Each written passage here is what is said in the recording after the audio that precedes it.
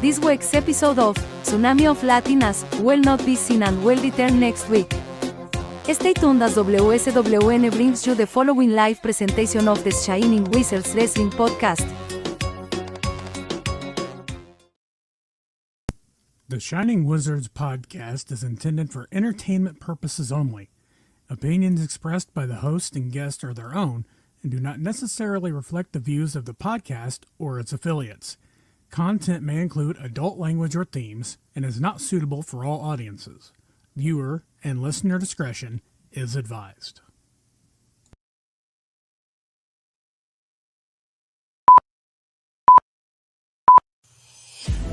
The following is a presentation of the Shining Wizards Network, broadcasting live in high-definition video and available on all podcasting and streaming platforms. Follow us on social media at Wizards Podcast. Check out our merchandise at merch.shiningwizards.com. Do your Amazon shopping at amazon.shiningwizards.com.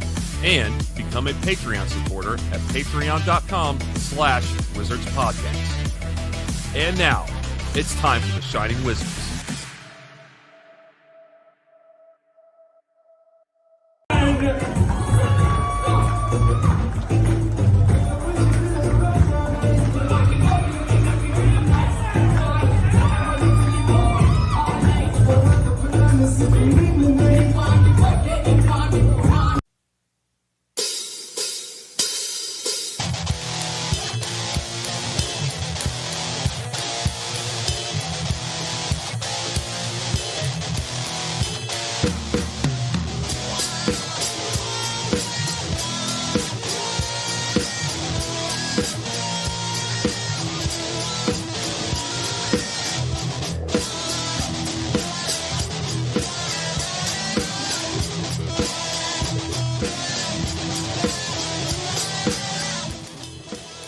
All right, sorry if you're tuning in for Tsunami of Latin Asses.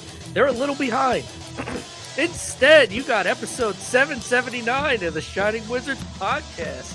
Tonight, we have our thoughts of Royal Rumble as sign-pointing season has begun. AEW has a new signing and a new TV champ. Plus, we got a packed show, NXT, JCW, homework, and so much more. So let's get into it with some wrestling talk. And talk about wrestling. Brundo. A double T. A double T. Hands up, Kevin. Can we have two double T's? No, we can't. No, I'm just bringing it back. Bringing it back. I'm kind of disappointed, though. We're going to have to wait till next week to check out this week's episode of Tsunami of Latin Ass. Can't wait. Good things come to those who wait. Oh, yeah. Oh, yeah.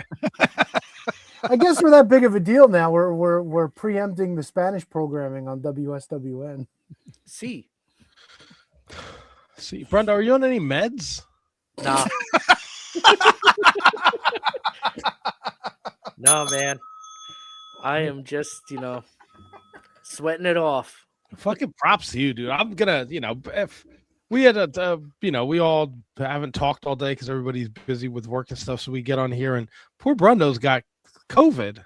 He sure does. If I had COVID, I would have fucking been like, nope, I'm gonna lay in bed like the sack of shit I am, and I'll just watch this on YouTube and then get angry when you do fucking local news for 2 hours. No, man. Fucking Royal Rumble. I got some thoughts, so I gotta get them out. Oh, you want some local news, Double T? No, Yeah, I do. I do. Yeah. What's Who happening else over there, died? guys? it's cold. It's cold out here, HK. People don't know what to do when it gets cold. People are freezing in their cars. People are trying to walk to the store and they're freezing. When you It's say not good. cold, what is like? What do you hit me with that little temp action? So when I left to do the farmer's market yesterday, it was Mhm. -9 degrees out. Okay, that's not bad.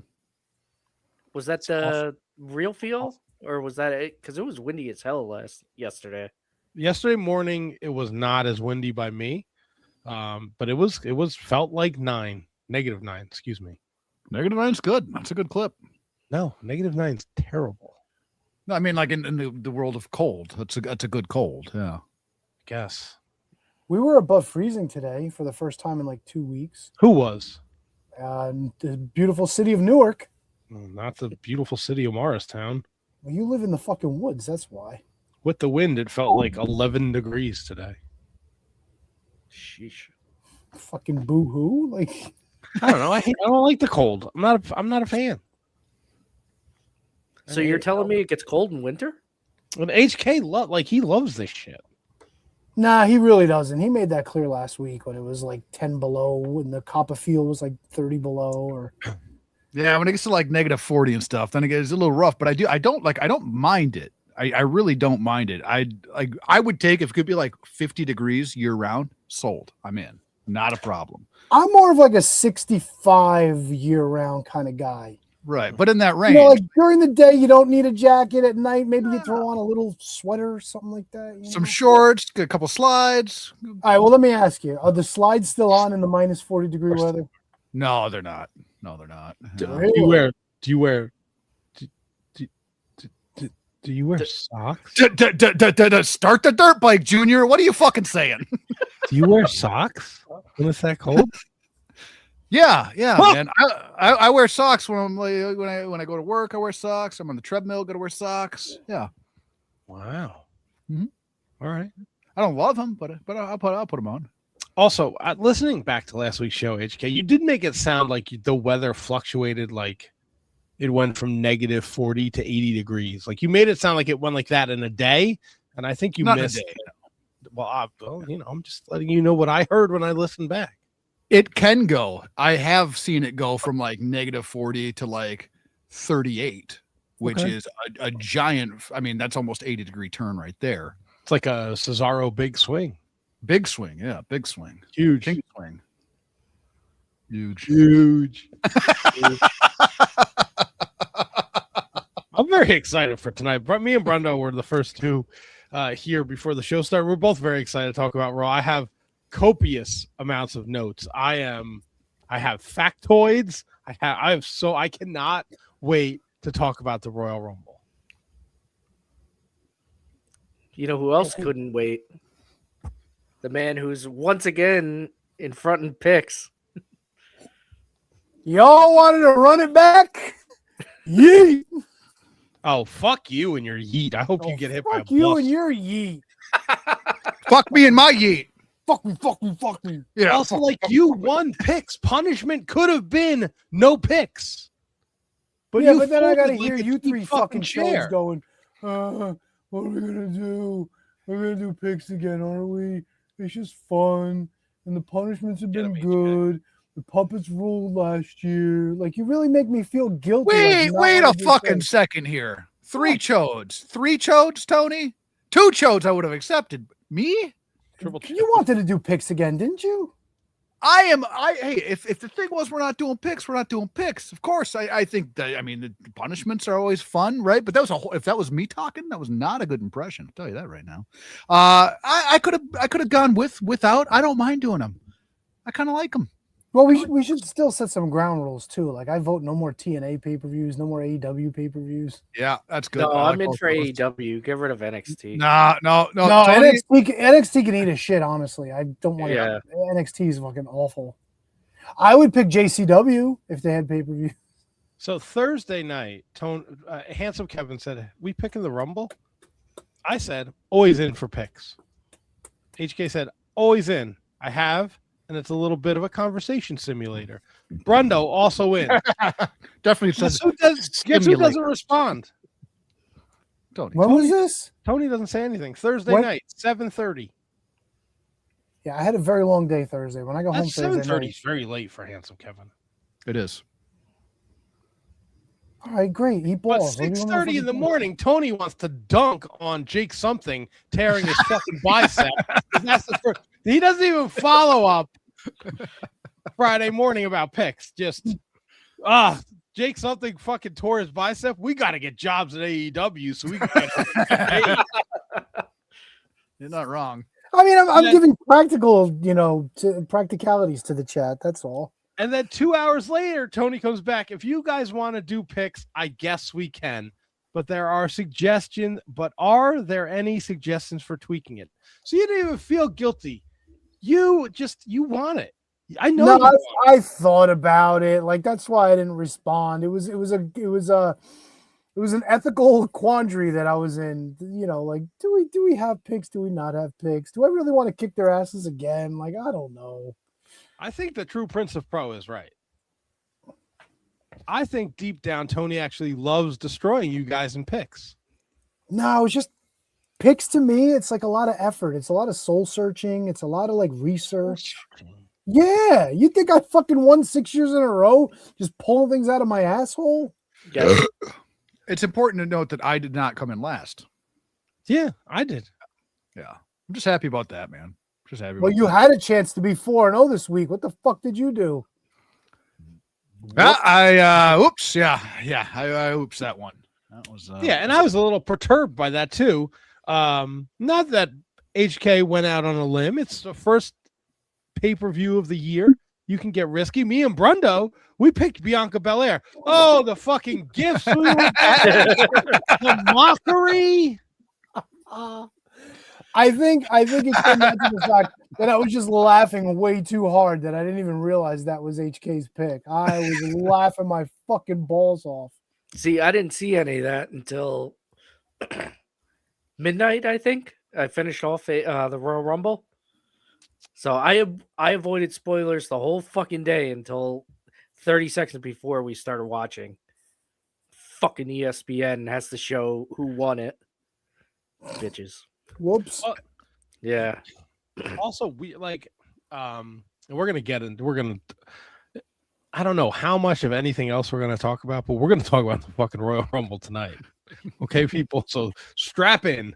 I thought we were doing local news. I got some local news pulled up. Okay. Oh, yeah. Did you have what's his name? Produce Pete? Yeah. They have I didn't wake up. I didn't catch it. I didn't have the TV on early Sunday morning. I'm sure they did a nice tribute to. No. Do they have any like viewing or a wake or something we could attend? Yeah, it's at the fucking farmer's market. Oh, is that what you were doing on Sunday? Yeah. The spread after the burial was outstanding.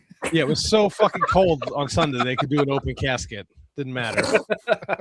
Jesus. Produce Pete was frozen. He had a piece of fucking lettuce frozen on his dumb face. I think you said his prick. No, that's where the bib lettuce goes. Come on, Tony. You gotta dress a naked man in fucking produce. I played my son, Double T, go and sticking arugula up his wife's ass, and he goes, "What the fuck is wrong with him?" There's a lot to fact. It's funny because I've been around you and your son for a very long time now. Like, now he's got questions. But he's got, he's no fucking angel either. He's a little weirdo too, your kid. Hey, there's nothing wrong with little Tony. Yeah. Let's do agree to disagree there, HK. All right. 4-0. But I was at the oh yeah, go ahead. Local news. I'm sorry. Oh. Trains, quote, noticeably quiet, end quote, day after ICE arrests in Hoboken and Jersey City. So if you're taking the path, you'll have a little more elbow room. Tony. I don't know. It was the first thing that came up when I put in local news. God, you should vet the local news. Speaking of vet, there was a Veta on fucking JCW this week. We'll talk about her too. You don't like Veta? No. Not at all. Nope. You shouldn't either. She fucked with you when you interviewed her. Okay. That's awesome.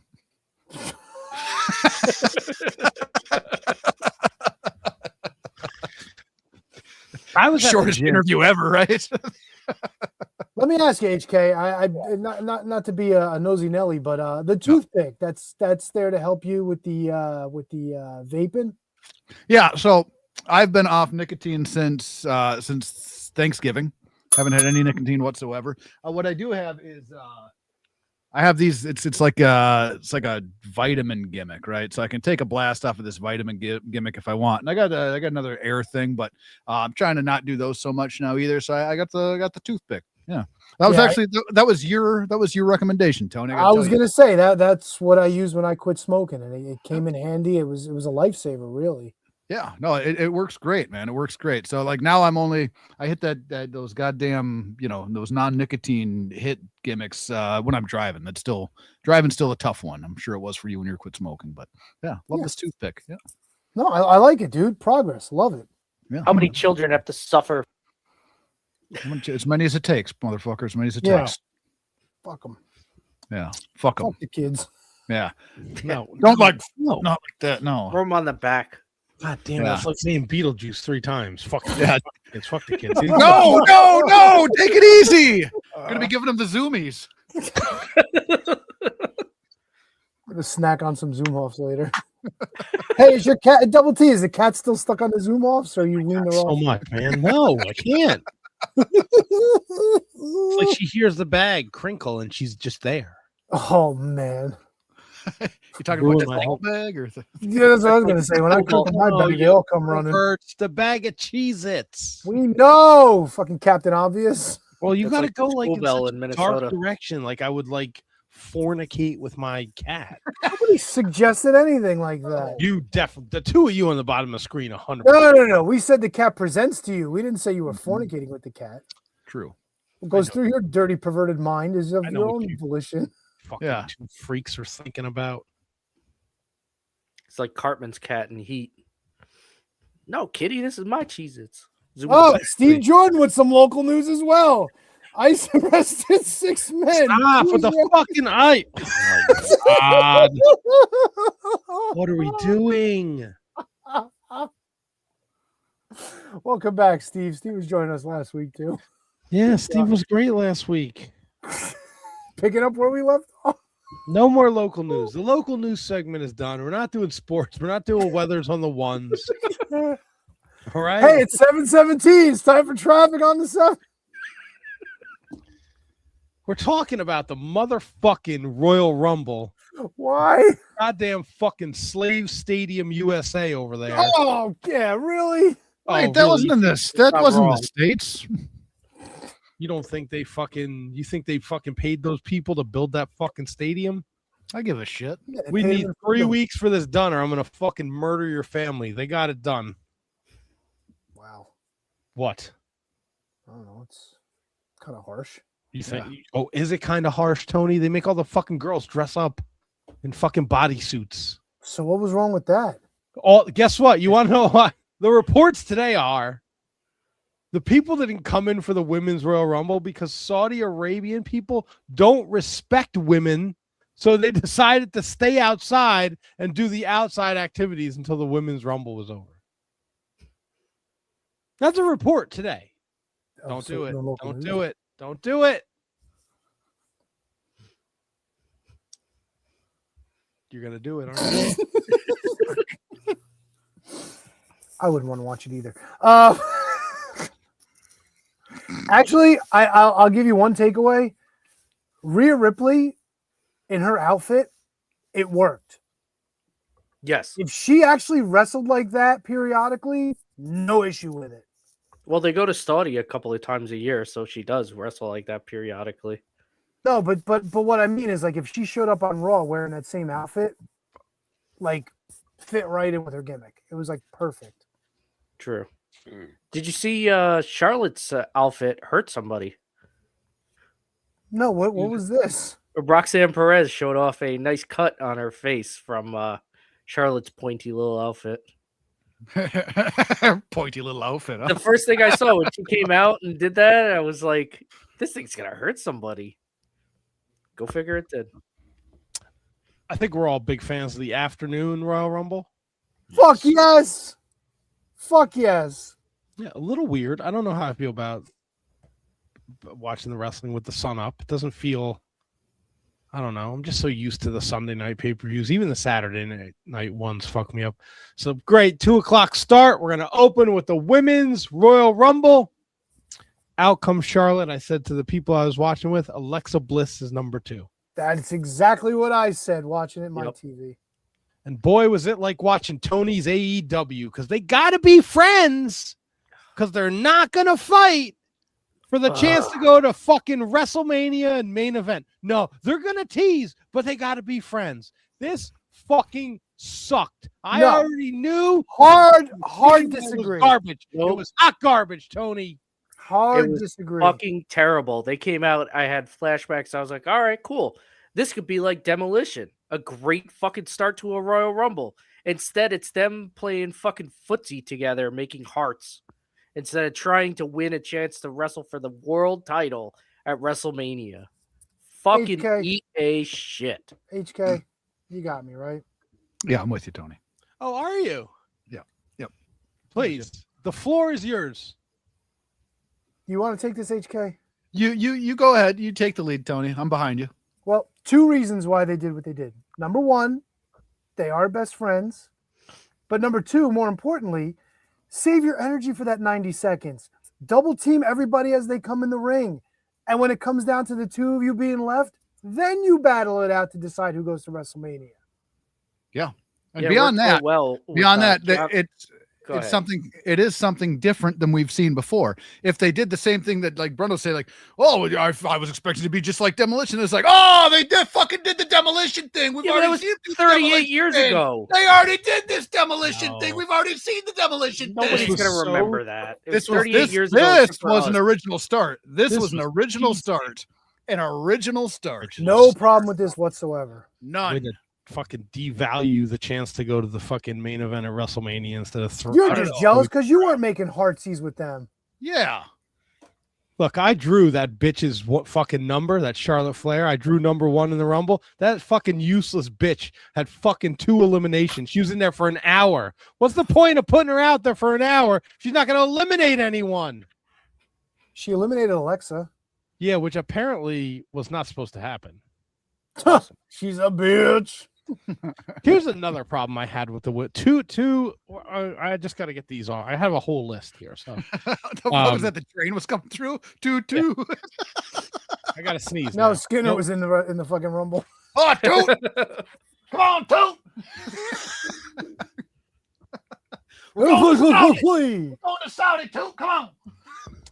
At least 4 women in the match pointed at the fucking WrestleMania sign. Because it's important. They want to go to WrestleMania. Not important. It's not important if everybody does it. Because they all want to go to WrestleMania, bro. Fucking Kiana James is pointing at the fucking WrestleMania sign. We know she's not winning. She looked fucking great, though. I couldn't tell which broad was laying around for 30 minutes. I don't know. Charlotte. Oh All they fucking do is lay around in the Yeah.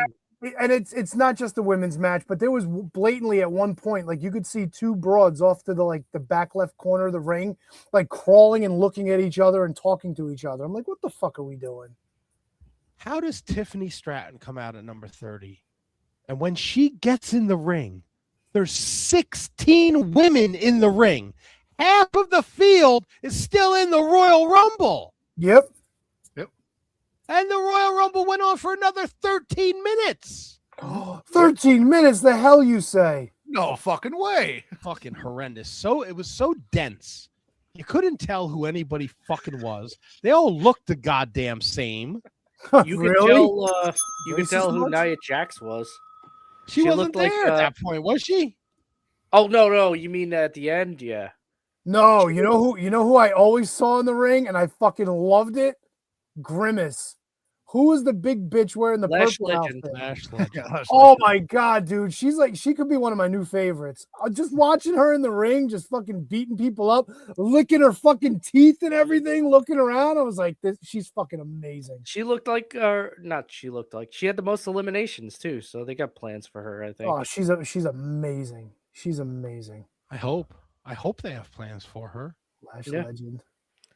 Unfortunately, she's stuck with Nia Jax.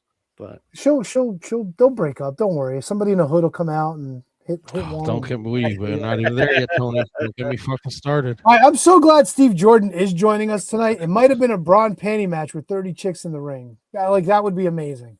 there I would have 30 signed that for homework every month.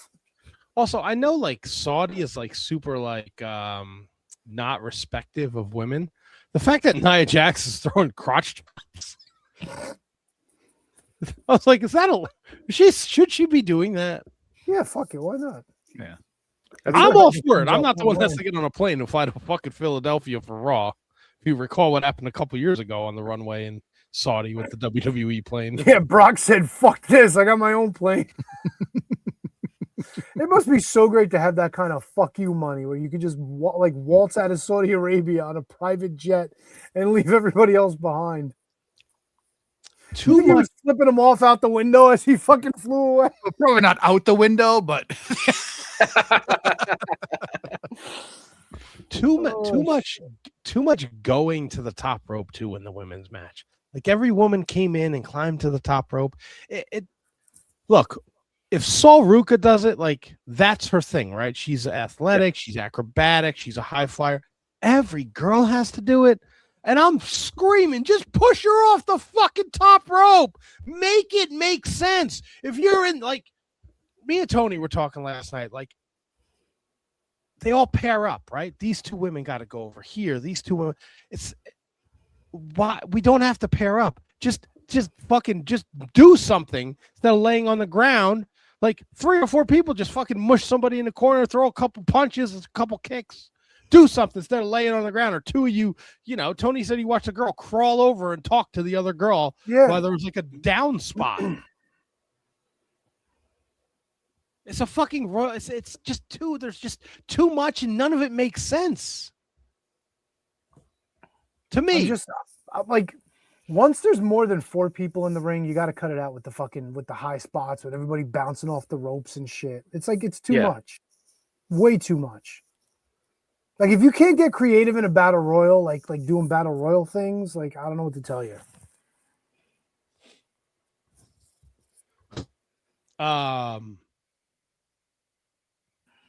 Why is we got a big return? The Bro! pop of the night. Also, why is Julia in a fucking tag team? She's the U.S. champion. Why is she in a fucking makeshift tag team? She's been with Kiana James for months now. Kiana James was like her publicist or something like that, or something like that. It's not like they just got back together. Why does everybody have to be in a fucking? We went from having no women's tag teams to now everybody. Bailey's with Lyra. The fucking Brie is back, so now Brie and Nikki are a team on Raw. Io and fucking Rhea Ripley. Let's do fucking this in the middle of the Royal Rumble. When there's fucking 15 people in the ring. I hate everything about the WWE. Hate it. None of it makes sense. What? I said Willow Nightingale says hi, by the way. We're not talking about AEW, Tony. Point. When we get there, because I have shit to complain about with AEW too. Don't worry. Okay. All right. What do you want? What do I want? Chelsea Green is fucking amazing too. She's awesome. Yes. Michael PSAs doesn't see her as a top tier performer though. If you watch that shitty fucking show on Netflix. Well, I don't think Chelsea Green should be world champion. I think Chelsea Green could be a main eventer. Does she have to be world champion? No. Yeah, I could see that. Give her a push periodically, like get her all the way out. Yeah, I could see that. But she's perfect where she is right now. On Twitter today, she sent out a tweet saying, "Hey, NXT, I heard you got an opening for a general manager, and seeing her as a general manager would be fucking great." I think. No, I like watching her in the ring. I love watching her. I mean, yeah, I love watching her in the ring too. But she could do that on SmackDown and make NXT watchable again. I don't know anything else about the Women's Rumble aside from my girl Liv winning. I think the Soul Snatcher is an unbelievable move, but if you do it 3 times in the Rumble, 1 time on the apron, doesn't make sense. Why would you? You're down to the final 3. Why would you put yourself in a position to be thrown out and purposely leave your own feet, leave the ground? Doesn't make fucking sense. Cool, man. It looks cool. I'm a soul snatcher. It's just fucking stupid. That move sucks anyway. That move is so counterintuitive to everything. Thank you, Tony. It really is. I don't like it. I love Sol Ruka. I think she's fantastic. I think she's a stud. Since she came on the scene, but I can't stand that move. I actually rewatched the Women's Rumble just to see, because something felt off while I was watching it the first time, and I think it was just the fact that everybody was in like fucking bodysuits. Things just kind of started to blend together for me. It wasn't as bad on the rewatch as it was on the initial watch. There was obviously still some things that just pointed out were just bad, but you could like comparison to other women's Royal Rumbles, I don't think it was worse than any other ones. I really don't. I will take your word for it because I can't remember any other women's Royal Rumble. Yeah. Well, it's just kind of like and watching it the first time, like things just kind of started blend. It was there. You know what I mean? Things kind of blended together, and I figured it was because nobody was in their fucking ring gear. You know what I mean? Like they're what you're used to seeing them in. Like there's that part of it that kind of threw the watching of the Rumble off itself. So, like I said, the rewatch wasn't as bad as the initial watch, but it wasn't horrible. It wasn't horrible. The same bullshit that we get mad about in other women's rumbles, you know, the crawling to the person talking, there was a spot with God, what's her name? What's her fucking name? Nobody gives a shit about her. Gargano's Candice LeRae. Oh, yeah, Candice LeRae. Yeah, she had this weird fucking spot where she waited, and it was bad. It was just bad, but no, on the rewatch, I actually really didn't mind it as nearly as much. I don't think our pick for Bianca was a bad. I think we were thinking outside the box. A little disappointed, no Bianca, but I'm okay with Liv winning. Here's what really bothered me. She wins. She eliminates Raquel Rodriguez. It's clear as day. They have a thing where Raquel is clearly upset with Liv. WWE posts later in the night Liv, Roxanne, and Raquel Rodriguez FaceTiming Dom to tell Dom that she won the Royal Rumble. Is there no continuity here? Why would Raquel Rodriguez want to be there? Hold on. Was there footage of the call or no? Yes. Yeah. Now, did Raquel look pissed off while they were making the call? All right, that's a problem. That's a big problem. They were smiling. They were all happy. Wait, women are allowed to have phones in Saudi Arabia? I guess. It just really it's little shit like that. Like if Liv and Roxelle make the call and Dom's like, Liv and Roxanne make the call and Dom's like, where's Raquel? And everyone's like, who gives a shit? She's a little mad at me because I eliminated her. Like, but no, like they've been teasing this fucking Judgment Day breakup forever. If it's not Finn and Dom, it's Roxanne and Liv. There's just no continuity to the stories they're telling. And think how many people have come and go from Judgment Day where it feels like they break up all the time. How many people have come and gone? Just Edge, Damian, and Rhea, right? Is that really it? Carlito? Was he? Carlito? Yeah, Carlito. You could was AJ Styles a part of that at one point? No. Okay. But I mean, that's 4 people right there. Yeah. Oh wait, Carlito was in Judgment Day and the LWO? Yeah. Yeah. That fucker got around. Faction slut. He really is. Let's see what Wikipedia says. Edge, Damian Priest, Rhea Ripley, Carlito. Yeah. Okay. There you go. I don't know. And it's like everything they have to make everything like WWE has to make everything has to be like a viral moment. We need a viral moment. We need our WrestleMania moment. Like just please, for That's the how love the of world is now, dude. It's all instead of WrestleMania moments, it's viral moments. Anything to get that social media ticking, bro. It just doesn't seem organic. Okay. Right. For me. Which is why I don't like people are like, oh, the Unreal show is a lot of fun. Like they're going to start doing things now on TV that is going to be a storyline for Unreal.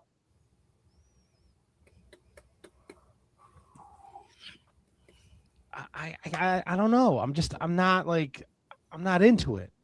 I'm not into the Michael P.S. Hayes sounds like a complete idiot. Road Dogg sounds like a complete idiot. They got all these fucking people in a room with a giant whiteboard. Nobody knows what the fuck they're doing. Have you guys watched any of this Unreal?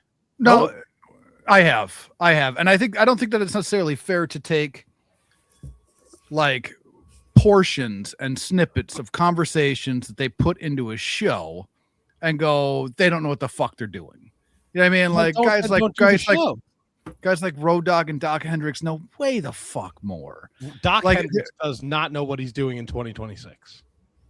We don't, but you're only privy to the little snippets that they're putting out there. You're not privy to the whole conversation. I don't think he knows what he's doing. Yeah, he strikes me as a guy that's probably trying to do shit that worked years ago and doesn't work anymore. He's George Scott when George Scott came to the NWA in 1989 instead of who the fuck's George Scott? He was the guy that didn't promote Ricky Steamboat and Ric Flair on pay-per-view because he thought it would take away from the house shows. And got fired right after that. Yeah. He was a booker. Famous booker for the NWA. He ended up in WWF too. Yeah, he was booking when I think when Hogan got there. Yes. Yep. Okay, I got a complete blank on that. Yep. Let's see. George Scott died in 2014. Did the NWA, was a wrestler, Stampede, WWF 83. He was in the WWF. He promoted WrestleManias 1 and 2. He was involved in the planning of those, Saturday Night's Main Event, the big event. He was there until 86. Complete blank. Yeah, what do you do? Exactly. What do you do? So Liv wins the Women's Rumble. Point for Tony. Point for Handsome Kevin. Me and Brundo take an L. Get it out of the way nice and early. Thoughts on Gunther, AJ Styles?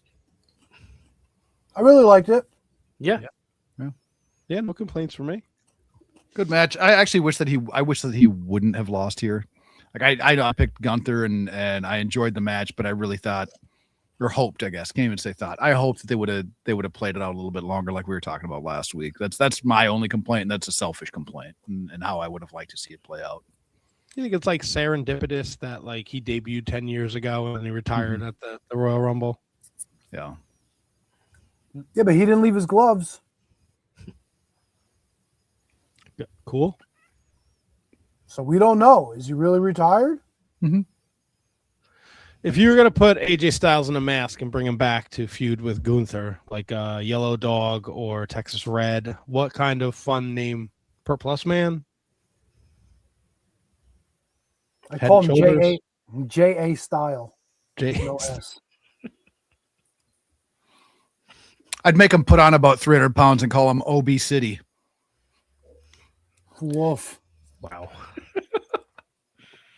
How about the watermelon heads who think he's going to show up in AEW? I mean, he could, realistically. Can he not? I mean, sure, John Cena could too, I guess. Yeah, could. No, we'll see. JJ Rowe could. He might get injured pretty quick though. What, are there gym teachers for him to wrestle on the roster? Always. You know, I don't know if we covered it. Abrahante's left AEW as well. I feel like he left a while ago. No, Yeah. I think it was A couple weeks ago. Yeah. I thought he had that steady gig on the shopping network. Yeah, QVC, of course. Yeah. He's like the Roman Reigns of QVC. Like whenever he shows up, it's like a big deal. He's not there all the time, but like everybody loves him.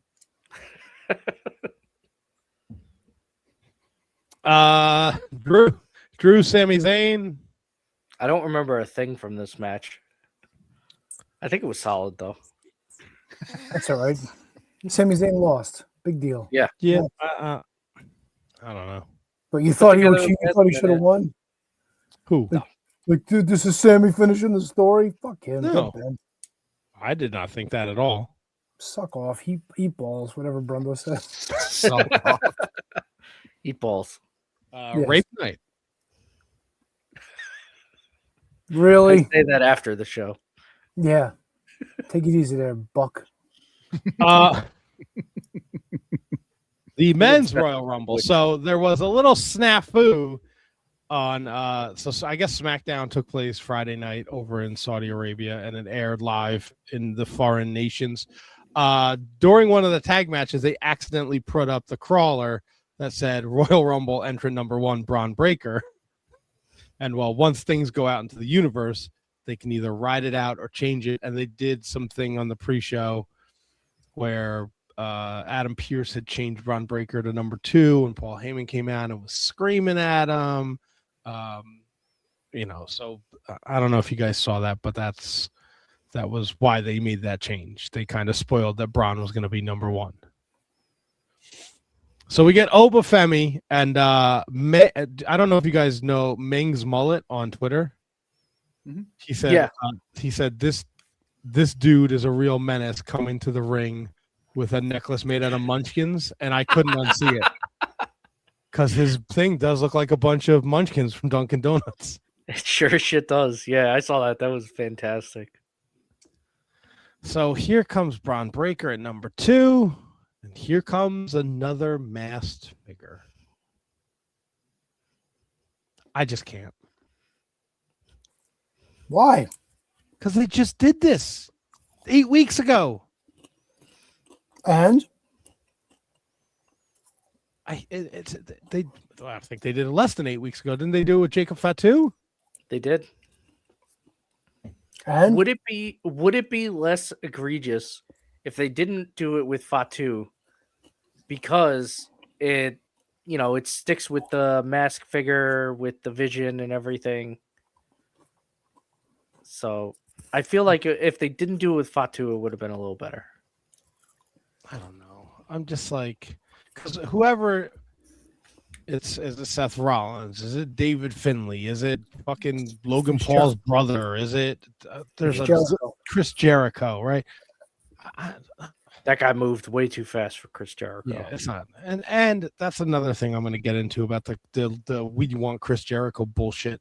But we'll cross that bridge when we get there. Evil. Yeah, good job, Abram Bump. It's evil. Like, I don't know. They're just, it's like AEW turning off the lights. Like, if you do it every 4 weeks, if you name a show, a special show it just doesn't, it's just another fucking show. Like, this is just, they just did this. For me, I'm like, I already saw this. Are they going to let somebody unmask this mask guy, or is he going to unmask himself in the crowd too, like fucking Gilbert did? Because that's what Austin Theory looks like in his fucking Why did he drop all his muscle? Where is his muscle mass? He used to be a brick shithouse. Now he's a shithouse? He looks like Gilbert. He looks like Daniel Garcia. You look very intense over there, HK. Are you looking something up, or are you looking at the screen? Oh, he's frozen. There it is. All right, we just got a text. He'll be back. Tony, you don't care? Am I over exaggerating here? no, I mean, it is getting kind of redundant, but yeah, it sucks. It's stupid, but I'm. It's what WWE does now. You think it's like Road Dogg just wants to put this in every fucking situation possible? I don't know. It's the more I'm like watching like older stuff, like the more the newer, like this, like 2025, 26 wrestling like annoys the shit out of me. I don't know. I watched 98 Rumble, and that there were a lot of things in that one that annoyed the shit out of me too. They're not all winners. HK's back. HK, can you hear us? Apron bump. My guy Kyle. HK, can you hear us? I don't think he can. If he comes back on with a mask on as a hooded figure, I'm out. Why? That would be genius. No. He's moving. You okay, buddy? Can you hear us? He's back. You're back. You're good. Uh-oh. No, he moved. I'm here. Yeah, I have no Okay. idea what the fuck happened. I just like my whole computer just fucking shut off. So, but I'm back. I'm cool. Okay. Because you were like, when you froze, you were like intensely looking into the camera. So I thought you were like gonna like blast me with something, but then you just were gone. No, it was weird. It looked like the screen it went almost gray and then just shut down. I hit the power and the computer just shut off. So I had to power back on. But I'm here. I'm good. I love that you're back with us. Thoughts on the hooded figure, masked man, whatever we're calling him. It's a little much. It's a little much. Like I don't like that they went this way with what it is. I'm still interested to see how it plays out, but it does I get torn, right? Because I get mad because we're doing this again, right? At the same time, like if you want him to be a mystery, there's only so many different ways you can go about him being a mystery. Like, you know what I mean? Like, what are you going to put him in a fucking a lucha mask, or you know what I mean? Like, what do you do with it if you want it to be a surprise that way? So it's tough. Like, I don't like that they did it. I'm still intrigued to find out what it is, and how do you move past, like, we want a mysterious figure to jump Braun Breaker. How do you do that without him being a fucking hooded guy? You know what I mean? Like, what are you going to dress him up as fucking Green Man? You know, and that's where I get kind of torn. Like, how do you, if you're not going to do it that way, how do you do it? Like, that's the other way to go around. Yeah. Yeah, and that's something I think, like, I don't think they think about that. Yeah. Very possible. Very like, possible. Let's put the hood on somebody at Survivor Series. Let's put the hood on somebody at SmackDown. Let's put the hood on somebody at the Rumble. Let's put the hood on somebody at WrestleMania. It's like every couple weeks. Yeah. Like and I guess you could have had, like, I don't know, a fucking camel in the back and had a hooded guy on a camel come by and smoke Braun Breaker on the way to the ring. You know what I mean? Like, you could have put anyone in the La Parka outfit, had him jump Braun Breaker dressed as La Parka, and then go to the back and find the whatever rando La Parka was in the Royal Rumble laying there without his mask on. Is that me? Am I on? I don't know. You could have got creative with it. Also, I don't know why La Parka and fucking Iguana were in the Royal Rumble. Mr. Iguana, why would you not put him in the Rumble? I don't know. Why wouldn't you put Finn Balor in there? Carmelo Hayes. Because they all suck. Dom Mysterio, your IC and your US champions. Don't tell me because he's hurt, because he's supposed to be back on Raw tonight. I don't know. Maybe it could have been travel issues. Mr. Iguana. Yeah, I'm done with him. I think I'm in on Iguana.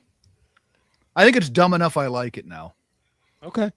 Yeah. Yeah, but I think he's like Joe. He's gonna be like Joe Hendry, where it's like, okay, here's the cool thing he does. Here's the puppet, and it's just they're never gonna he's build a on that. fucking iguana. What are you gonna do with them? I don't know.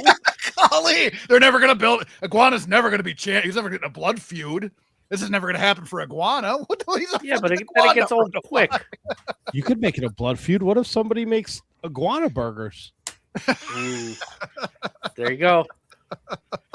I also don't watch the WWE Triple A show, so I don't know what his role is on that program. It's just a fun character. That's all it is. It's just a fun character, man. Also, a little they made no effort to explain to people that this is not the original La Parka. You should have saw the dipshits on Twitter. Oh, WWE with another. We've already seen La Parka. You fucking idiots. You fucking idiots. Golly. I did get a kick out of the original El Grande Americano coming back. Yeah, that was really cool. Did you see the fucking? I sent you guys the picture. Yeah, Tropical. Yeah, me and Tropical are going back and forth, and Americano comes out, and I texted him right away. I was like, chance they bring back the other Gable as the other Americano, whatever it is, and it happened the next entrance. I was like, I love that Americana shit. His Gable's Americano music far superior to Ludwig's. It's and I'm not gonna play the game, but I do want to ask you guys, right? Because I saw something that infuriated me in the Inconclusive Breakdown Facebook group. Somebody had posted the clip of Royce Keys, formerly known as Will Hobbs, being in the Rumble, saying Tony Khan fumbled. You're an idiot, first of all, but is the WWE fumbling with Rusev? Like, they bring him back, and he's not on Raw. He's not on SmackDown. Like, he was in the Rumble for 32 seconds. He sucks. The last time he was on was the Cena tournament. Right, and I think They he's lost like to a Jey main Uso. player on Main Event. Rusev Day. That's still a show. I think it's the same shit though. Like, what are you gonna do with him? You know what I mean? Like, there's so much on the roster right now. What do you get? We want him to build new stars, right? That's what we want. We want people Right. to elevate. Yep. But then you bring back a Rusev, who's a known commodity, and then he just kind of falls into wherever he falls into, and then it sometimes ends up being obscurity. I really think they should have brought him back as the Rusev Day. I think that would have been huge. But Yeah, it probably would have been huge. talented kid, you know what I mean? Talented guy. I just where does he fall in? Because he's not a world champion. He's a U.S. champion, right? That'd be another Right, spot sure. for him to hang out for a little bit. But then he had that in his original run. So how long does he hang out there before? Like, where's his value? Maybe it's backstage. We don't know Yeah, that. But I really it's gotta don't. be some value. I don't know. Like, both companies, it's not just a AEW thingy, like WWE, AEW. That's like they're collecting baseball cards. Yeah. Right. And you would think, like, the WWE umbrella is casts way not wider, right? They have WWE, they have NXT, they are doing stuff with TNA, they have this AAA show. Like, you think they'd be able to maybe like spread them out a little more, because NXT needs a ton of help. Yeah. That brand Oh, yeah. cannot survive on the back of Ricky Saints and Ethan Page. Right? Oba relinquished the title. He's on the main roster. Trick is gone. I don't even know. I can't tell you the last time I watched. They couldn't NXT. fucking have somebody or like push somebody to the next level, having them beat over Femi. He has to fucking relinquish the title. Fuck that, They man. did the same thing with That's Asuka, so bad. Yeah. right? When she was It undefeated, was wrong and she then, just too. gave up the title. Yep. The True Prince of Pro is our. He's Yeah. like the AAA guy now. He loves AAA, WWE. Love it. Atta Mr. boy. Iguana is part of a love triangle story with La Hedera and Lola Vice, and La Parca is kind of a top guy in AAA. He just qualified for the Raid They Reyes 4-way match on March 14th. Do you Parker's expect a hell of a the- talent over there. But I saw he was on a NXT pay-per-view a couple of months ago. He impressed. So He seems like the best version so far. I mean, athletically, seems like the most athletic athletically, Laparca. La Parca? But can this guy cook like the original LA Park? And then the original La Parca is dead, right? no, Parker Jr. or the second one is dead. The original is L.A. Park. He's still farting around in Mexico. Still making chorizos for the pendejos. And I think that's all great. What the True Prince, but like, is WWE assuming every WWE fan is consuming AAA? Like the casual wrestling fan that maybe watches a Raw here and there, like maybe they're gonna know some of the big names. Maybe they know like your Braun Breakers and your Matt Cardonas and your Damian Priest, but do they know like Mr. Iguana and La Parca? They should.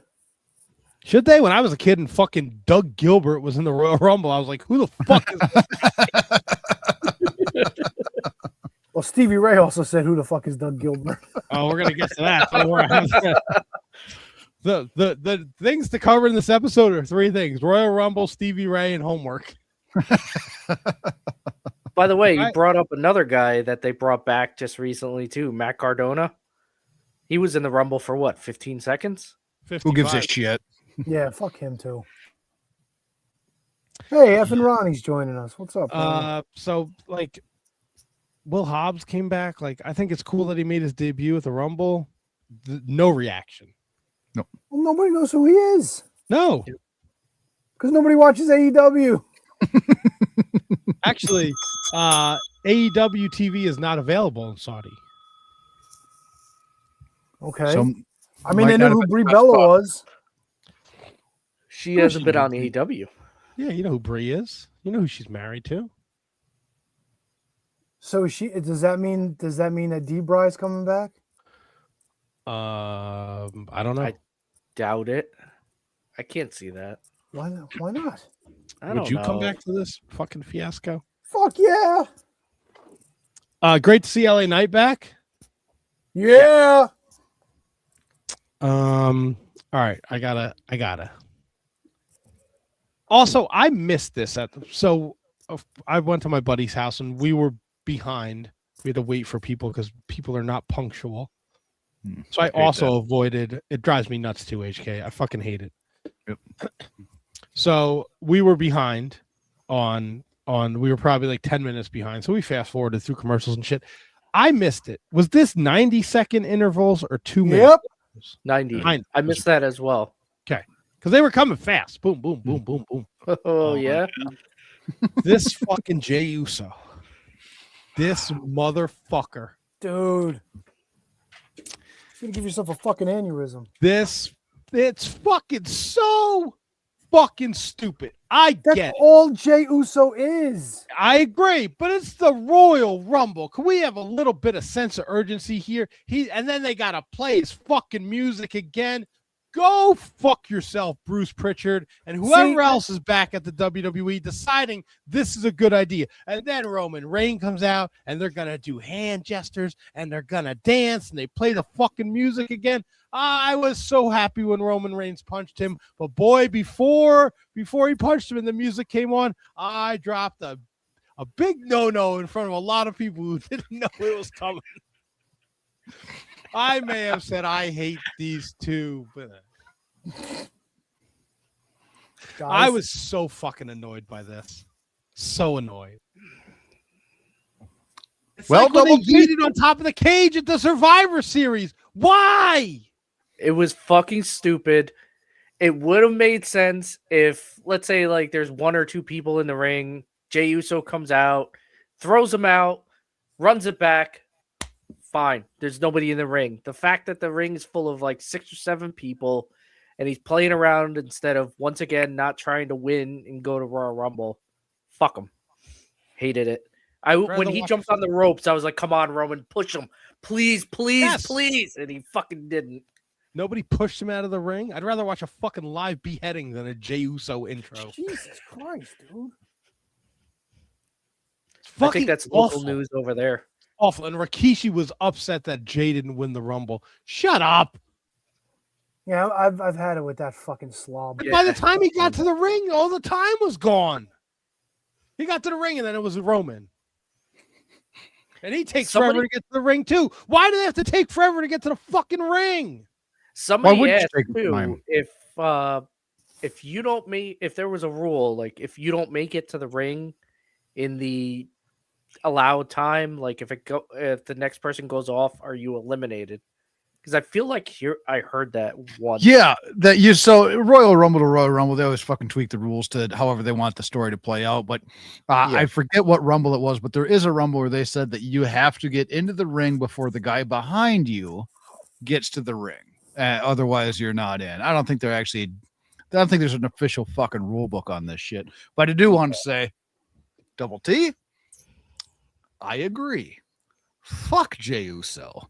Fuck this run in the back bullshit. Fuck just fucking horrible, miserable, hate it. Now, take your time getting to the ring, right? Why run down into the bullshit? Take your time. But this whole like, this is me, everybody do this, get in the ring. Oh, do that. No, fuck off. I hate it. I fucking hate it. Thank you, HK. I'm with you, man. Thank you, HK. I also, man, I had a really bad feeling that Cody Rhodes was going to win the Rumble.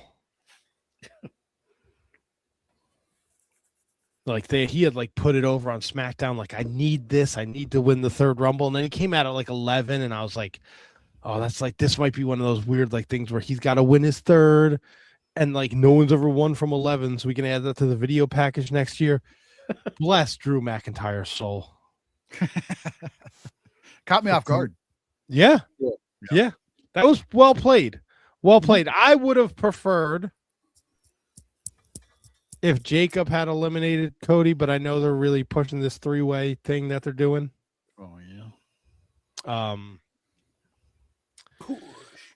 So the tush. A little push.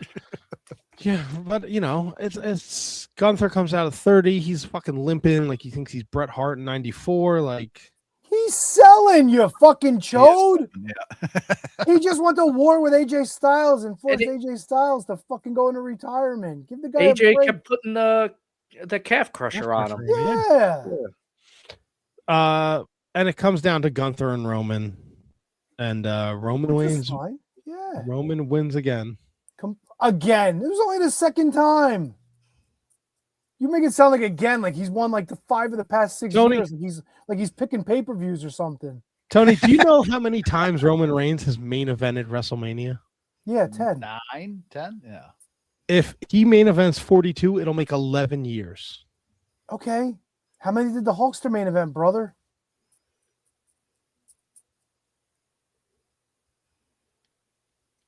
Easily 8. 8. Easily 8. What?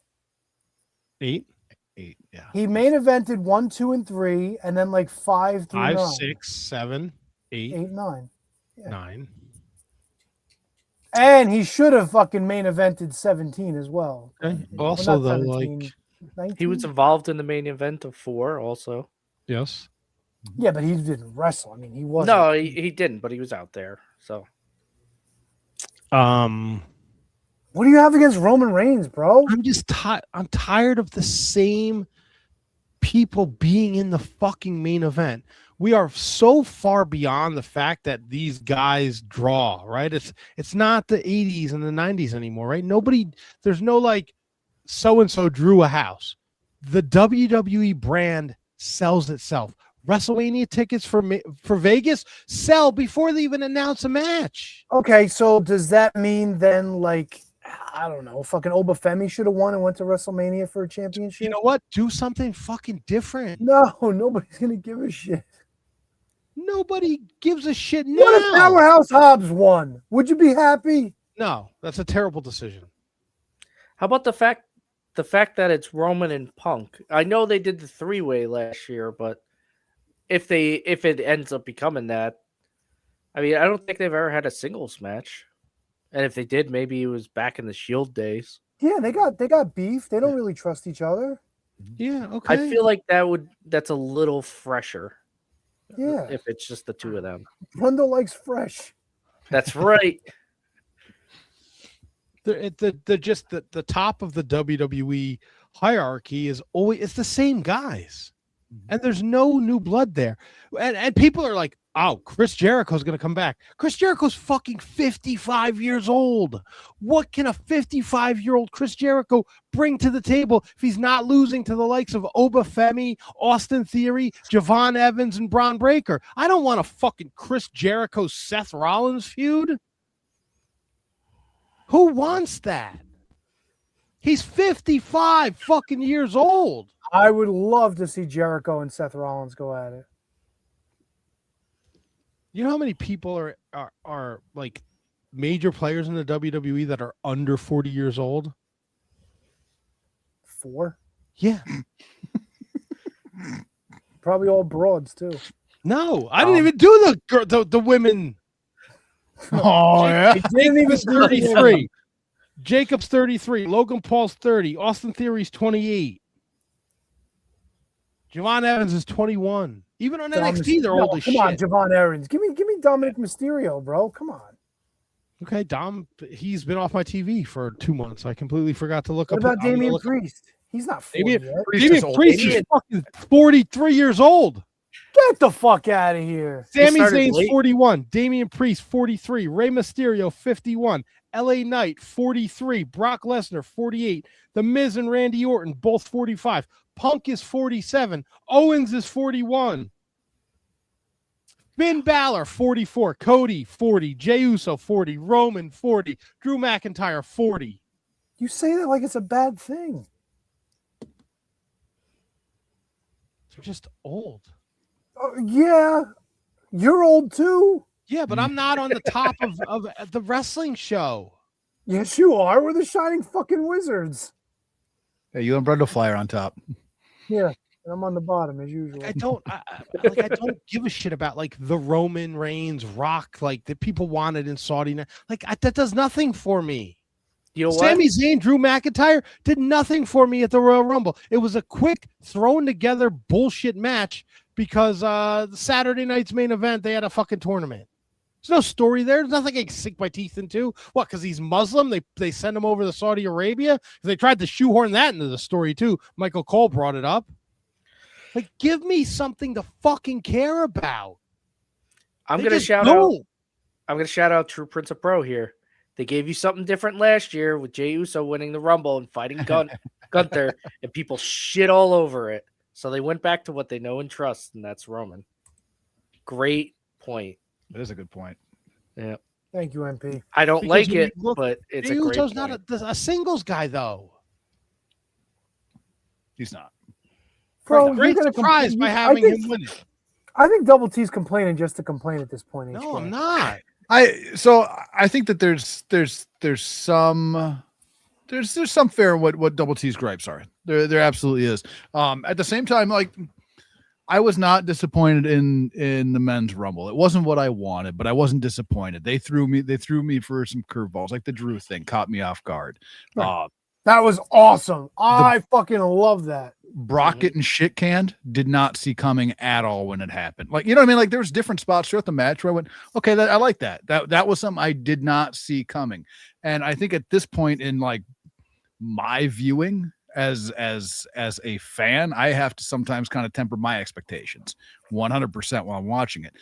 Did they do something, new? Roman winning the Rumble? No, that maybe not necessarily new. We don't know where they're going. We know that the top of the card is old.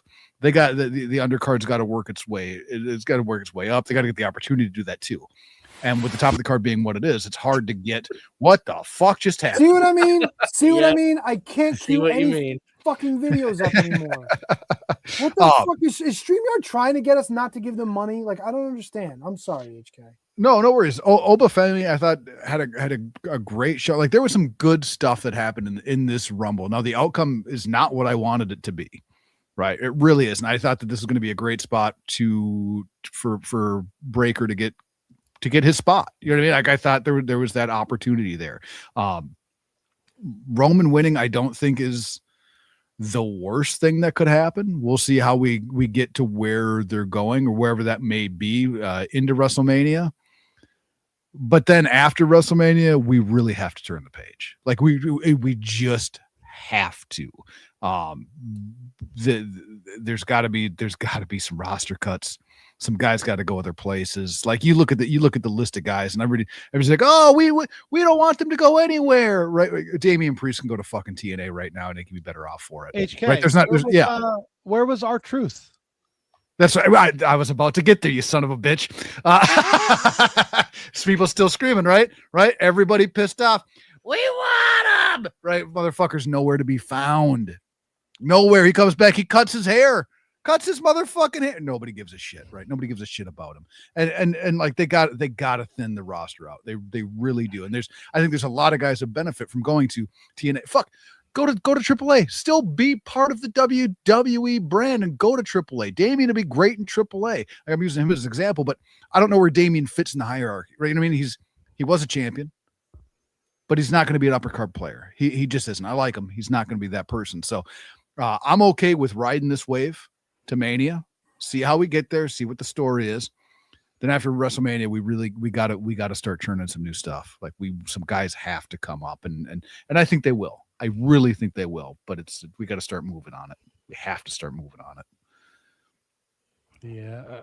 Look, man, I know it comes across like I'm rooting, like it's very frustrating because it's very paint by numbers, right? Because we have the Royal Rumble and then we have the Elimination Chamber. So instead of like writing a creative couple months story where you can have like 6 guys somehow all end up at the Elimination Chamber, we're going to get 4 weeks of rushed shitty TV where you're just going to put 6 guys in the Elimination Chamber, right? And you're going to do the same thing with the women, because everything has to be, we have to do the Royal Rumble, then we have to do the Elimination Chamber, and both the male and the females have to have it regardless of whatever stories we're telling. Like, they can't do like a women's Elimination Chamber in September, right? They can't like break the mold, right? It has to be in February. We have to do this now. Like, yeah, well, I mean, it's just there's no creativity. It's all paint by numbers. You get comfortable in what's worked, right? Like, you get comfortable, and like even as wrestling fans get comfortable in what they know and what they're used to, right? We know January we want the Rumble, April we want WrestleMania. You know what I mean? Like, we get comfortable in what we're seeing too. First Elimination Chamber was like at a Survivor Series, like there was feuds with 6 different people, and it was like, this is the only way we're going to solve these feuds. We're going to do this fucking creation we've never seen before. But now it's like when they were doing like the Hell in the Cell in October, just to have a cage match, Yeah, and I don't think I don't like the match themed pay-per-views. Like, I don't think that we need Elimination Chamber following. You know what I mean? Like, it's not necessary. When you work to a story where there's 6 guys or 6 gals that are all vying and have that spot and claim to be a fucking champion, or that spot and claim to be the number 1 contender, put them all in the fucking chamber, right? Figure it out that way. But that's if you have those 6 motherfuckers ready to go. If you don't have those 6 motherfuckers that are all going after each other, claiming they're number 1, you don't need it. You don't need it. And it used to be for a belt too. The first couple of Elimination Chambers, I think, were all for the title, and it was a way to fuck the champion in a way too. Like John Cena, when Edge cashed in on him, he had to go through 5 other guys. Was it New Year's Revolution? Yes. Yeah. And look, like, I can tell you right now, right? Raw just started. I haven't looked at Twitter. I can tell you, Javon Evans and Saul Ruka will be in the Elimination Chamber because we need somebody to jump off of high shit. I don't need that. I don't need it either, but that's what they're going to do because they have to create their viral moments. They need that clip that they can show on ESPN. And I was at the gym Sunday. I don't watch ESPN a lot, but I was in front of the ESPN channel at the gym. Not once did I see anything about the Royal Rumble go past on the ticker or on the screen when they were talking about fucking the Super Bowl and everything else, right? But I saw fucking 4 AEW commercials, which is a little weird. Bumper money by that time. But like, I don't know. I was at the gym Sunday. And I didn't see it. And then this morning I was at the gym, and they're going to talk to the panel about the boxer who got his toupee knocked off his head. But the Royal Rumble was just on fucking your platform. Poor people have to fucking pay $30 a month to watch this fucking thing. Oh, poor people can't afford the $30 double. No, I meant like poor people, like they were watching it on Peacock, and then they had to go through the trials. Oh, got those type. Yeah, gotcha. To figure out how to watch the Royal Rumble. QR code. No, yeah, I'm with you. And like, you think a QR code like work behind it, and even have it on like the bottom, like top news. So and so wins the Australian Open. Who? What? People really tune into ESPN to see you win the fucking Australian Open? You're gonna put that up there. Put up who won the Royal Rumble on the bottom. Scroll it. It's on your fucking network. I got updates on my phone. I don't know. I was very like underwhelmed. Gotcha. When it was all over. Yeah. I could see how you would be. Like there was enough in it that like I say, the AJ Styles Gunther match pretty fantastic. Yeah. Drew and Sammy was a fine match. The women's Rumble played back a lot better than it did the initial watch, and there's enough spots within the Rumble match itself for the men's Rumble that I went, okay, it's a passable Rumble. You know what I mean? It wasn't necessarily what I wanted. It didn't blow my fucking balls off, but I enjoyed the watch. You got a wife for that, HK. Wow. HK took Braun Breaker to win the Rumble. The three of us took Roman Reigns. We all took Drew. We all took Gunther. So Tony, after the first pay-per-view of the year, easy for me to say, he was 4-0. Brundo, HK, and myself are all 3-1. I believe the next show we pick is the Elimination Chamber. Okay. At the end of February. Hey, you didn't get a chance to run some stats, did you? From last year's picks? Oh, Tony, you're a good fellow, buddy. I did, Tony. I did. Just give me 1 second to pull them up on my notes app here. What are you looking for, big guy? Whatever you got. I just love when you start rattling off the stats, like who did the best in WWE, who did the best in AEW.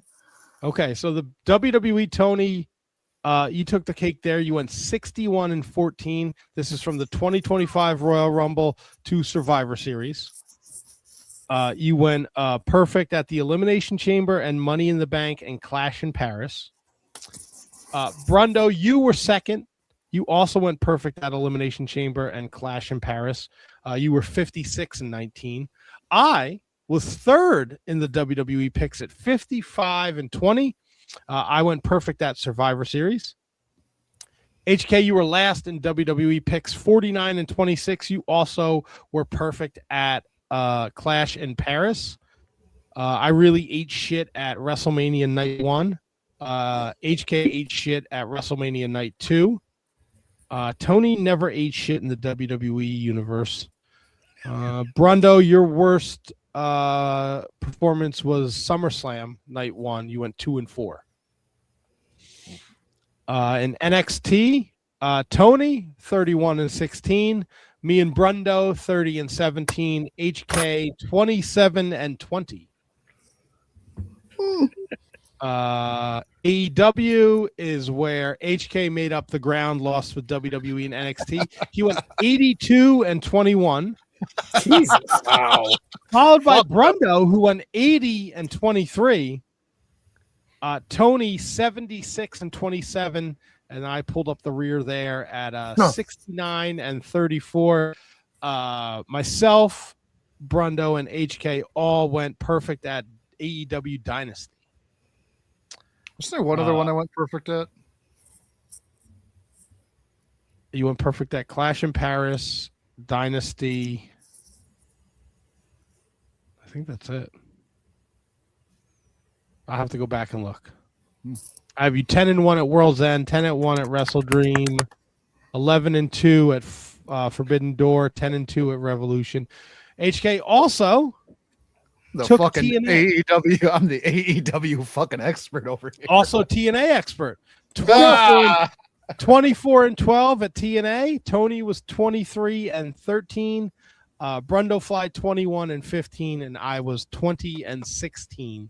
TNA. Brundo really shit his pants at Slammiversary with a 2-7, not to be outdone by HK's 3-6, Tony's 3-6, and I went 4-5. God, we sucked at that. We had to watch that one too. That was terrible. So Tony again champion 191-70. Brundo second place 187-74. Handsome Kevin 182-79, and I was in last place at 174. God, it felt like 147 and 87. So that's the picks. I gotta print those up. Awesome. I like hearing the stats. Put them in my Trapper Keeper. Yes, stats are fun. Yeah, I have them all. I print them all up and then I put them in my Trapper Keeper that Asian Joe gave me.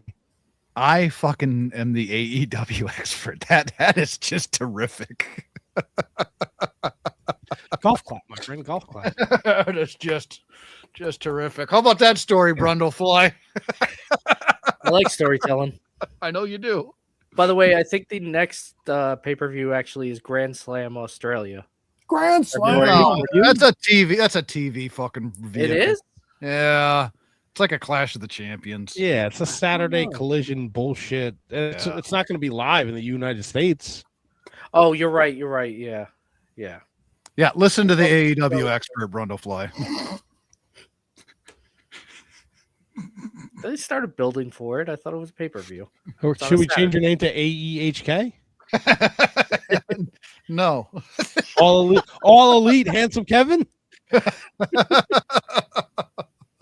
Give me a graphic. No, we got Double T down below me now. We got Tony Toilet, AEHK, Brundo Fly, and Double T. I don't know what we're going to talk about after the break. We might talk a little AEW. I gotta just throw the Stevie Ray story out there, and we got homework we got to cover. Maybe we talk some JCW. We're not looking to go all night. So I guess HK, you take it away here. Yeah, we'll be right back. I gotta go get my AEW plaque ready. All right. We would like to thank each and every one of you for tuning in each week to The Shining Wizards. Here are some other ways in which you can support the show. If you shop at Amazon, visit amazon.shiningwizards.com and shop the way you always do. You'll pay the same low prices, and a portion of your purchase will help support the show.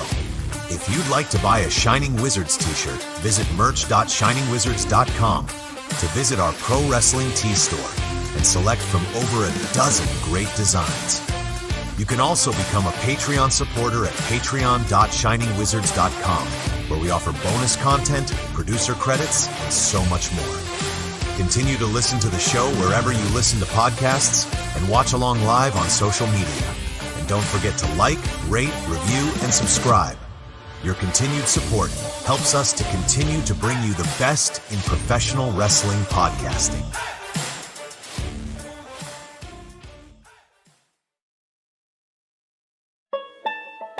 It's time for your weekly lineup of shows on the Shining Wizards Network. Start your week with the latest from Gorilla Brain, featuring the year of Duke and Rogue, covering a year's worth of classic wrestling. And the Tots Pod, introducing the world to wrestling figure collecting. Follow up with 30 Screams or Less, a weekly review of horror movies in 30 minutes or less. And the Shining Wizards, where it's wrestling talk and talk about wrestling. The Network Week continues with the Mark Order, your place for everything AEW. And the ROH Revelry, covering everything in the history of Ring of Honor. Later, it's Radioactive Metal, bringing you everything from the world of heavy metal music. And Inconclusive Breakdown, keeping you up to date on everything happening in the world. The Shining Wizards Network is also the home to other great shows, like the Broadcast, your watch-along podcast from Down Under. Turnbuckle Throwbacks, paying homage to the greatest shows in the history of pro wrestling. Wrestling Night in Canada, a focus on wrestling with a north-of-the-border spin. And Going Underground, a show that takes you back through the history of Lucha Underground. Enjoy all of the amazing shows on the Shining Wizards Network, available wherever you listen to podcasts and at shiningwizardsnetwork.com. It's the Shining Wizards Network. Entertainment here. That bar that tells you how much time is left in the commercial break was on the screen the whole time. You have to turn your mic on, Tony. I said no. I think people can see. I don't think people can see it. Oh, really? What do they call it? Time bar? Yes, the time bar. Is that what it's called? Yeah, Let's do the time bar. It is Groundhog's Day, and that means there's a brand new episode of the Shining Wizards Patreon, or the Shining Wizards history, available through our Patreon, patreon.com/Wizards Podcast. For $3 a month, you get access to all of our bonus content that has ever been produced, and the 2 monthly shows, the Rogue Indie Chronicles and the History of the Wizards. Me and Tony go back to WrestleCon way at the beginning, and we tell the trials and tribulations of booking guests and getting them to their destinations, and who showed up and who didn't, and who left their interviewing Damian Dragon, who left their fucking boots in the ring, and the aggravation that ensued. And then after the next couple months, we will be releasing for the Wizards history. There is content that was recorded at that WrestleCon and at the PWS Super Show, which we talked about in episode 3.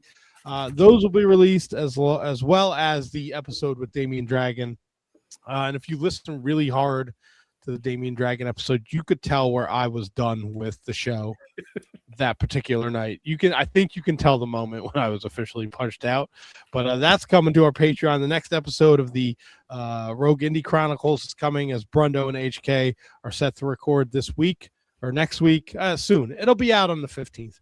The last episode, there was wrestling in a tattoo shop, which was a first for HK. So go back and check that out. Patreon.com/Wizards Podcast. You can subscribe for free. There's a free button that'll get you the weekly Wizards newsletter. $3 a month gets you the bonus content.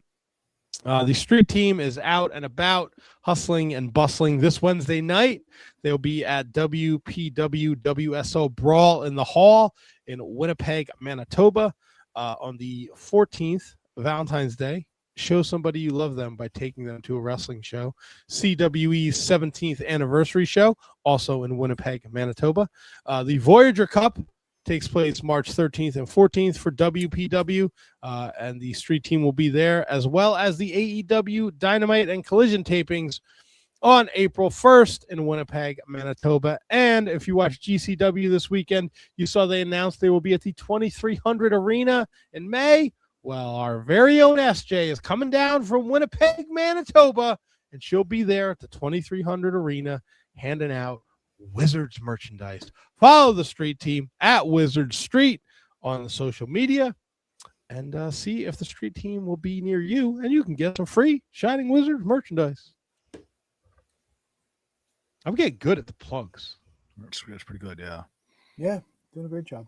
I like when they're in the Burt. Yeah, doing in the Burt. So that's what I like.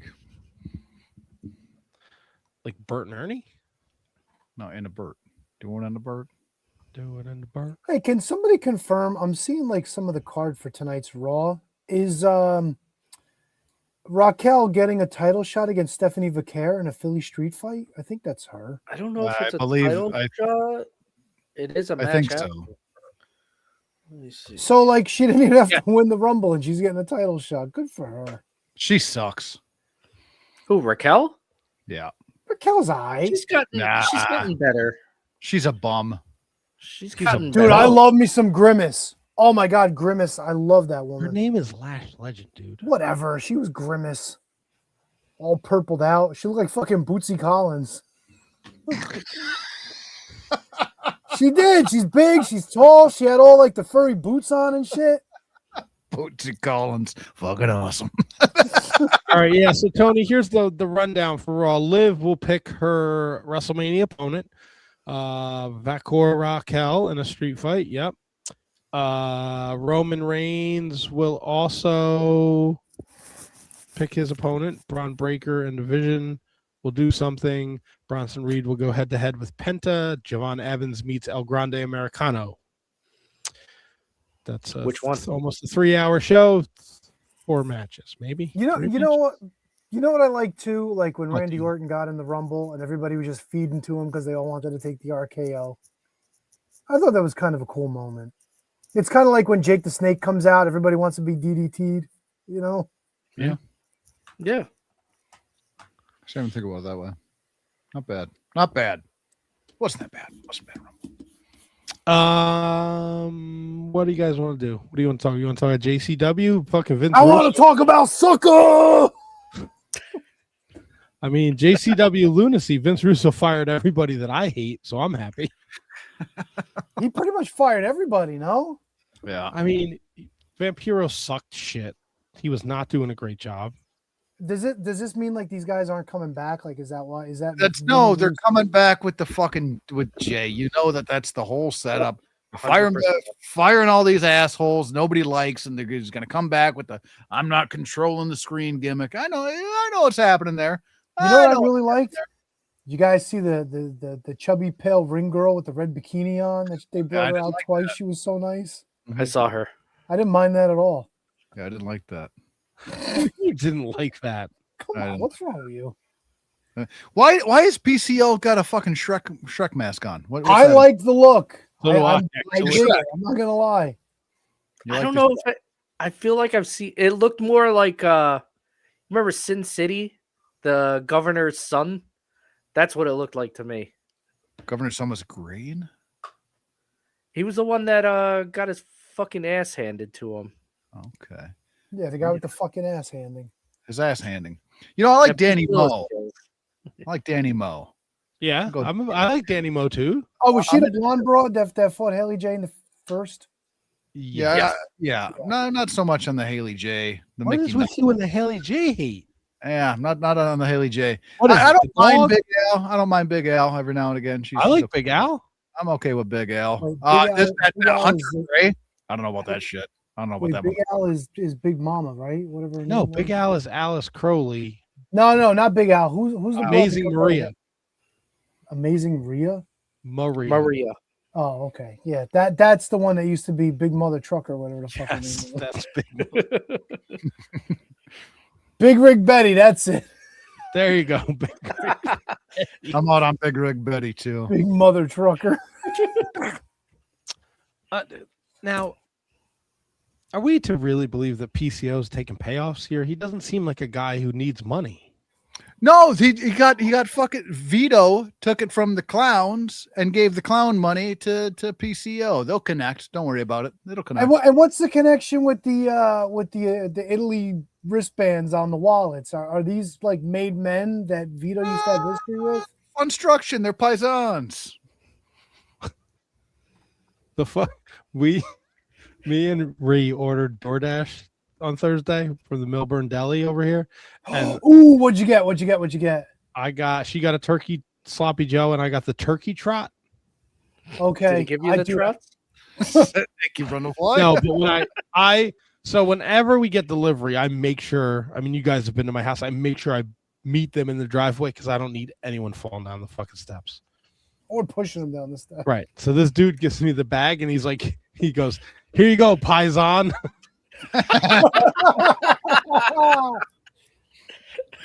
Did you ask him if he ate his fucking gabagool? No, I just was like, paisan.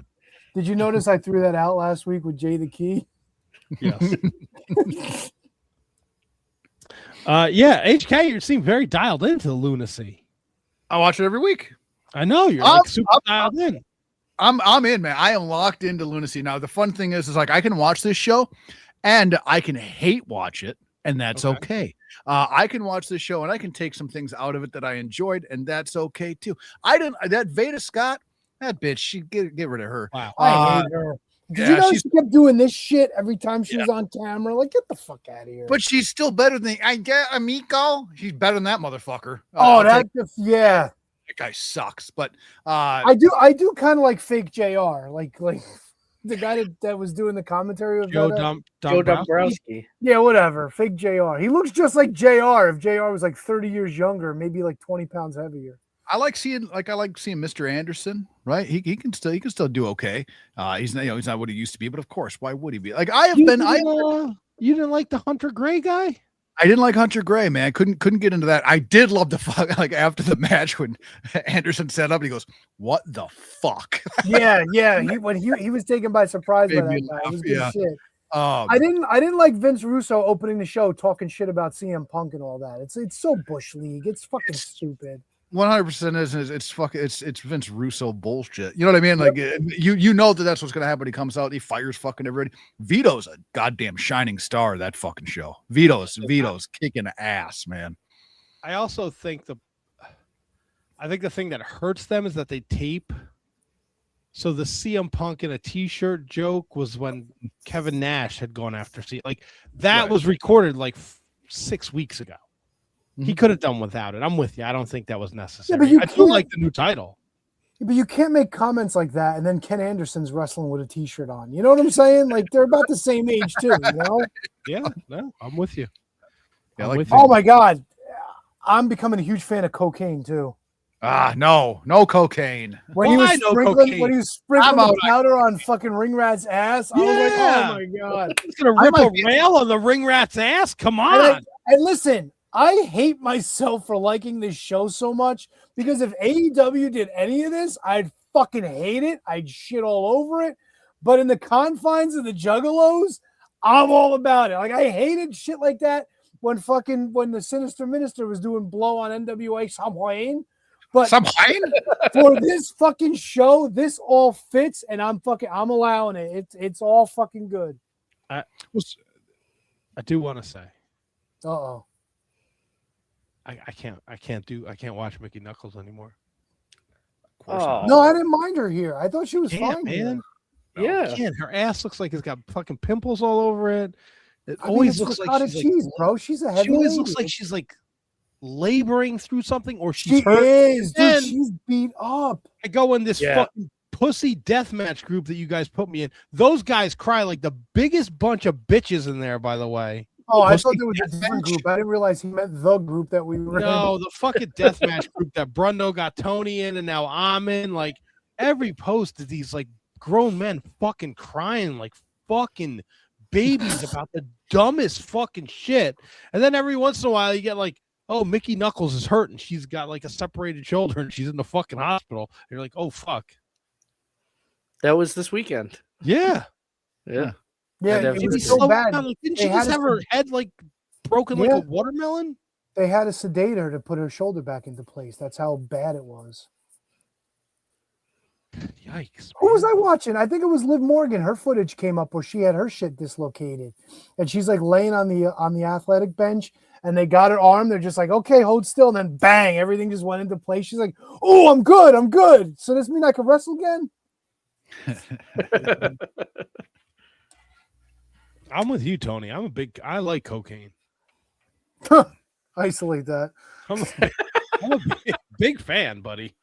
And Kerry Morton screaming like a bitch when when Caleb Matt Cross. when Caleb kicked the thing into his crotch, the ladder. What Kerry is, Morton. what is Morton kicks ass. what is Caleb's problem? He's always had a problem. I remember calling matches when he was the Full Impact Pro champion. He's always had a bit of an attitude, that guy. Yeah, well, Although the fucking Jeeves is a fuck up. Stay out the fucking way, dude. Just stay out of the way. yeah, but you know what? Caleb doesn't reach the height of success he's had in JCW without Jeeves. I Yeah, but love her, Jeeves- but I think the ring rat's the problem.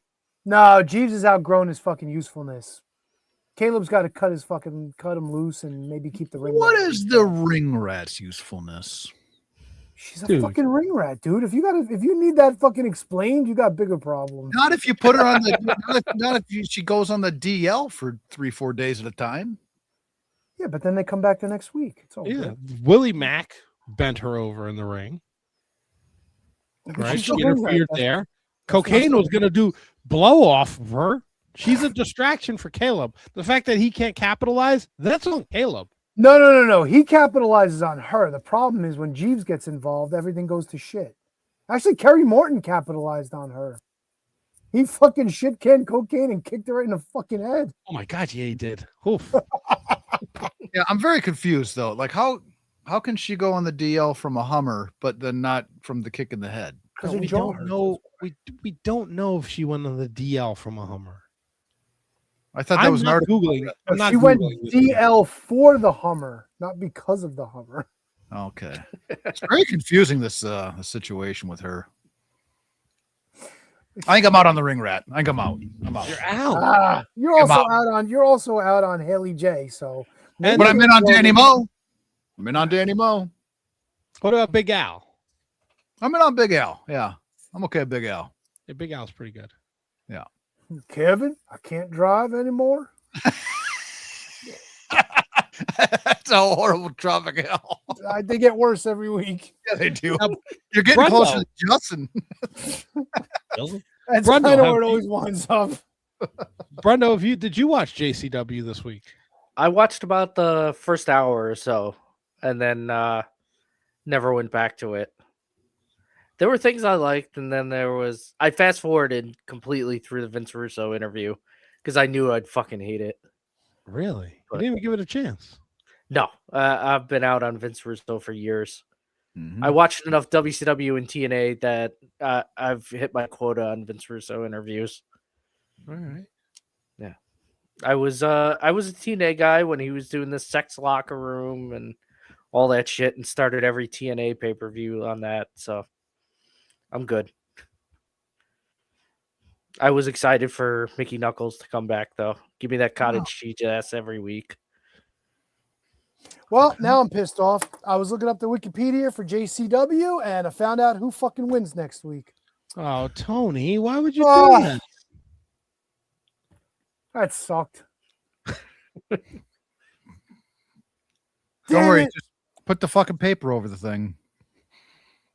Also, the good news is Tony is he's like a parrot. He's gonna go to sleep, wake up tomorrow, and not remember. You know what?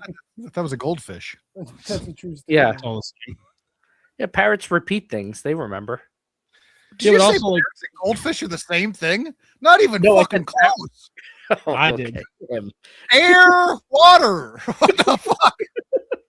Yeah, but they both have small brains.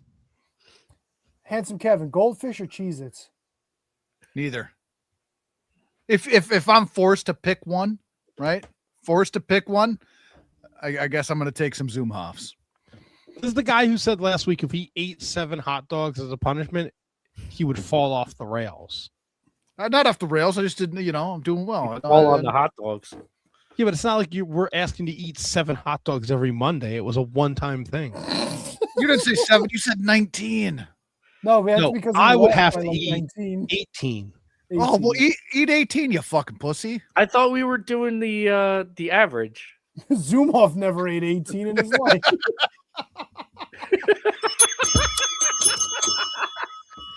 That was a fucking Brundle line if I ever fucking said one. Here's something that's interesting that just came up on the Twitter machine. Speaking of Zoomoff, No, Hiromu Takahashi will be done with New Japan Pro Wrestling on February 11th. is he WWE bound with Evil? I don't know. I don't know Maybe what's going on in New Japan. New Japan might be Dunzo Magunzo in another year. He could be. I could see him going to Noah. I mean, he's already been there most of the year anyway. No, they're gonna AEW's gonna sign him. You watch. Mm. Okada's gonna put in a word for him. He's gonna WWE wrestle there for a week. He's gonna blow out a knee, and he's gonna collect a fucking paycheck for 2 years. WWE does need a Japanese property. I don't see why not. Just What buy it. Just what buy about it. Tozawa? Oh, about you mean Io? like New Japan? What the fuck? Well, back here if you need me. Matt, I was with you on that one. Okay. I was starting to think. I was like, wait, there's Io Sky, there's Kairi Sane. Yeah, when he I don't know, is it would HK refer to Japanese people as property? Probably. No, he would not. Okay. Well, I'm sorry I assumed. Son of a bitch. And they already have kind of a thing going with Noah here and there. Hank and yeah? Tank were over. Oh yeah. Dempsey was there, right? Dempsey, yeah. They're sending Tavion all the White. creme de la creme over to fucking Noah. Hey, Dempsey kicks ass. Yeah. But look, it's something for him to do, Tony. You put him over there. They work more in Japan than they do in the States, right? Hey, is NXT what's his name? Is what's his name still there? The tall Omos? African guy. Omos? Omos. No. Yeah, He Omos, shows up in yeah. AAA. Oh, that's right, because he kicked fucking little Microman's head off. Yeah, he threw him down like a bag of ice. I think my favorite Microman segment was fucking Serena De La Renta had him in the bag, and she just smacks it and goes, "Cállate!" That shit really fucking cracked me up. Like I'm looking through the notes, Oh boy! right? And I got down to Wait, the NXT. Brundo sent notes. No. No. I don't know. I think I know 2 people that are in this ladder match for the NXT championship. It sucks. Right? Like that's another thing. And I hate to go back to the WWE because we got to do homework, and I just want to say a couple things about AEW, but like can we stop with the NIL kids that are like pretending to be like cosplaying as wrestlers? Like they're not good. That's AEW's fucking roster, dude. Not like NIL. Yeah. Those swipe right kids can swipe the fuck off. It's really not. It's like for every what's her name, Kendall Gray. There's like 9 like shitty like guys that threw the shot put that they turned into wrestlers that are bad. Shiloh Hill, he fucking sucks. I wouldn't know who that is if I fucking tripped over him. Oh, you wouldn't know anything about him as a wrestler if you watched all his vignettes where he talked about watching squirrels in the park and talking to his teacher about what he wanted to do when he grew up. It was a wasn't football wrestling. coach, and he was catching the squirrel brundlefly that was his friend. Golly. You watch that garbage? It was A lot so of- bad. There's a lot I of caught that walking. episode.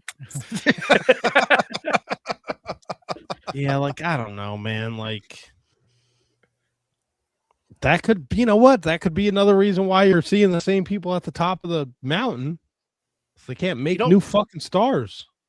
Earlier this year, I feel like NXT, or last year, I feel like NXT was doing well with Oba and Javon Evans and Dempsey and Heights and then fucking Miles Bourne, and now it sucks. I have no reason to tune in anymore. And I was watching it for pretty much every week for a while. I think the people that like they'll churn in NXT and the people that stay there longer, like it's an interesting dynamic because you have guys that will stay in NXT for quite a while. Like look at what's her name? Thea Hale. I think Thea Hale's a stud, right? She's been there for fucking ever. Right? But you bring her up, what are you going to do with them? So they can be like, you can be at top of the NXT for a long time and the undercard will churn quickly with NXT because once you bring them up, are they going to, is it the same thing's going to happen? You know what I mean? Like, are those guys going to just turn up at the next level and then away they go? Or do they have more value being top of the NXT card than they do going up to the, to the big show and then just turn around? Whoa. It's an interesting dynamic. It really I is. remember Gargano and Ciampa, I believe, said they never wanted to go up too because they knew they'd get lost in the shuffle in WWE. And at least in NXT, they were doing interesting stuff. Well, yeah, they're little fellas. Well, yeah. I mean, they don't have a flavor or anything like that. They're just little fellas. Somebody's projecting. How's Joe Hendry been doing? He's a regular. He's in the ladder match. I'll say his name and he appears, Tony. Great. That's what he's the Jey Uso of NXT. I take Hendry and Ring over Jey Uso. I don't know. I just Yeah.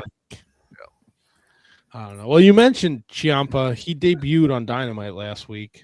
Good for him. Who did he lose to? Fucking Garcia? Tony, Nobody. he's the brand new TNT champion. Of course he is. How many matches did he win to get to that spot? The one. None. Just They the one. used his Just the one NXT title match. record. Oh, that makes sense. Great. It was an open challenge though, so Yeah. Oh, you wonderful. didn't have to. You don't Wait, have who to did- win who matches lost? to Who do lost an the open. title? Mark Briscoe. Mark Briscoe. Oh, wonderful. Great. Great Right match, back to where Tony. he belongs, right? It was a great match. I'm sure it was. Wonderful. It was a great match. A lot of good matches this week on AEW. I'm sure they weren't. Here's my problem. Oh, here we go. Here we go. Nobody moves up and down in AEW.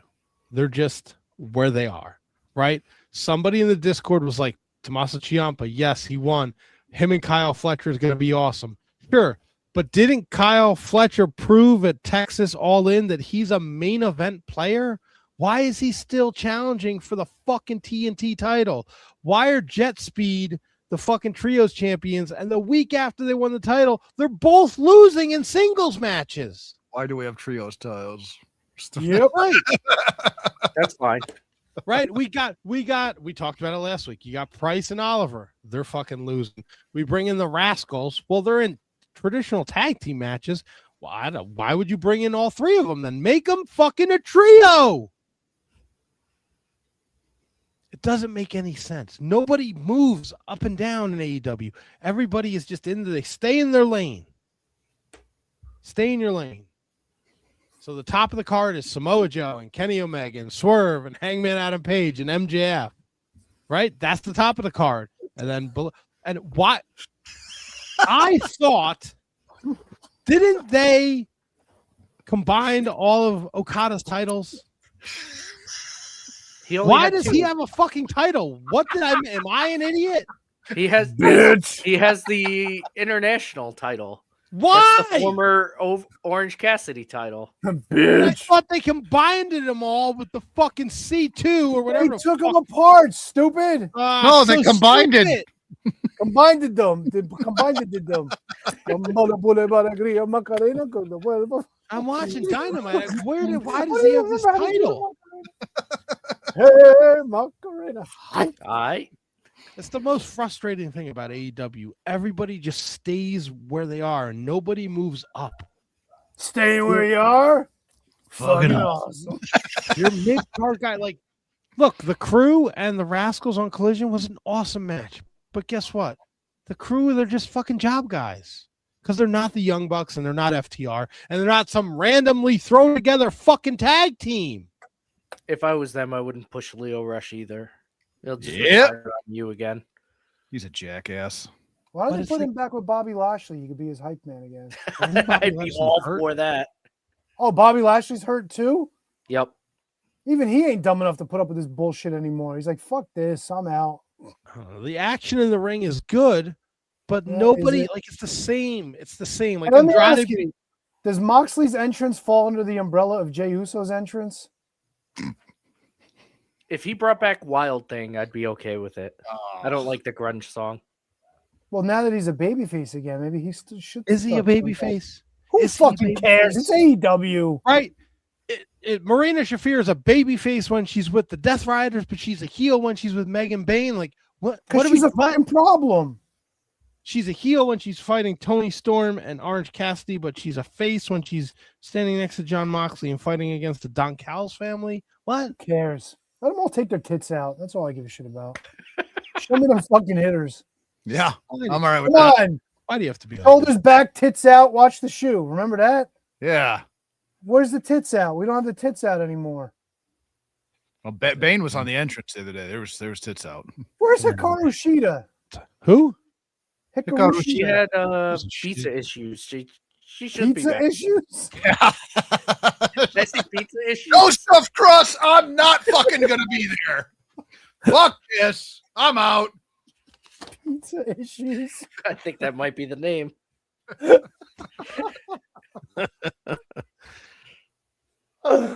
Holy That or shit. some kind of night. Some kind of night. Oh shit. like, I All right, don't we know. done talking AEW. Pretty much. It's just like everybody's status quo. Everyone stays in their lane. Nobody moves up. It's the same MJF, Swerve, Kenny Omega, Hangman Yeah. Adam Page. You know who should stay in his lane, who doesn't? Stevie Ray. Facefully Yak. Oh man, it's fucking Stevie Ray. Well, why is he coming down on us? I thought we were boys. I thought we were, like, you know. First of fighting. all, Stevie Ray probably has no fucking idea that he was ever on this podcast. Well, I put that video clip of him out where we interviewed him about his brother Booker T dropping the N bomb on Hulk Hogan. So look, I can't. Let me see here. So StreamYard is fantastic, right? They do Except for fucking starting the videos up now. What the fuck? they do a thing where they will generate clips. So I do that when I process the episode, and if there's anything clip worthy that I can share, I will do it. I don't know how or why it does this, but the clip it generated of Doug Gilbert telling the story of Eddie Gilbert renaming Harlem Heat only shows on camera Tony and Handsome Kevin. Sexy. Okay, so as Doug Gilbert is telling the story, the camera keeps alternating between Tony and Handsome Kevin. So Tony's doing this, right? Listening intently, and HK is doing the toothpick thing, like listening intently. And then you hear the audio and the words are going across the screen. In the post, I put from Monday's interview with @real Doug Gilbert. Doug tells the story of hashtag Eddie Gilbert naming, and I tag Booker T and Stevie Ray, the Ebony experience, and later telling Doug it was a bad idea. In parentheses, I put also no idea why it's just Ace, K, and Tony as the video, but it tickled me. Horny. And I put a bunch of hashtags. Okay. Stevie Ray instantly says the story is 100% wrong. So I reply, please let us know how it really went down then. He says it was only 3 people in the room and Eddie interviewed my brother and I, so I don't know who the fuck this is when the meeting went down, but whoever it is doesn't know what he's talking about, and I don't like when people tell stories that involves my name that I have no idea what the hell they're talking about. So please tell me who is that talking about bullshit they don't know anything about. Please tell me you responded, Eddie's brother. And I said, that would be Eddie's brother, Doug, telling the story. I'm pretty sure he was clear that he, in parentheses, Doug, wasn't in the room. It was Eddie telling the story to Doug and Doug sharing it with us some 30 years later to promote the new Eddie Gilbert book. Then here he comes again. I have nothing against Doug Gilbert, and I've never met the man, respectfully, but at the end of the day, that story, of which I've told on a few podcasts and my own podcast, is 100% wrong. And I don't care if he says Eddie told him the story or not. It is 100% wrong. And you guys putting it out there on social media platforms as if it were true, it's actually what's wrong with things today. If I have to, I will do a video directed toward you guys, podcast, where I will vilify this as bona fide lie that you guys are pushing along with Doug Gilbert. I have the utmost respect for Eddie Gilbert because he gave my brother and I the break in the business. But like I said, you guys are promoting a lie because none of this that he's saying is true and nothing ever happened like that. Did you say, please make the video? I would love a video like that for the intro of the show. It's like after Vince finishes the intro. Like, it's so sucker!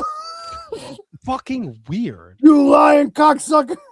And I don't know if he doesn't understand that it's not Tony or Handsome Kevin or me or Brendo telling the story. It's fucking Doug Gilbert. You say it's wrong. Doug says it happens. Somewhere in the middle. Yeah, your beef is with Doug, not with the person that Doug told it to. Like, but if you want to put out a video, fuck yeah! By all means, mention the Shining Wizard Wrestling Podcast. Fuck yes! You should have just replied like, then please make the video and set us straight. Well, the problem is I don't set have the Doug Gilbert straight. That's all. I don't have the notifications turned on for the Wizard, so I didn't. When I sent that to you guys, this is when I first saw it, which was like 5 days after he responded. But it's also like every fucking wrestling podcast, like like every Conrad vehicle, is based on telephone, tell a friend, tell a wrestler. That's everything. Recollection. It's their recollection. They're not necessarily like putting lies out there. It's what they remembered, and if they're wrong, they're wrong. That's why we need people like Stevie Ray to set the record straight and cut fucking scathing videos on Tony and Handsome Kevin listening intently to Doug Gilbert. Are you? Look, man. I think I've said it before, and I'll say it again. We've been doing this for fucking almost 15 years now. Yep. Right. At this point, I'm just having fun with my friends. I love that people tune in, and we chat it up, and we make new friends, and you know, we all get together for barbecues, and we have the Discord. It's great. It's great that we have like this little community in this family. I don't give a flying fuck about Stevie Ray. Stevie Richards. I really don't give a shit. I'm not intimidated. I'm in Harlem Heat now. I'm sorry. If you want to make a video, Stevie Ray, go fucking nuts. I don't care. I didn't tell the story. Doug Gilbert told the story about this fucking book that he wrote about his brother. I couldn't have been more clear about it. You think that's the most egregious thing on the internet about Harlem Heat and Booker T and Stevie Ray? That story right there.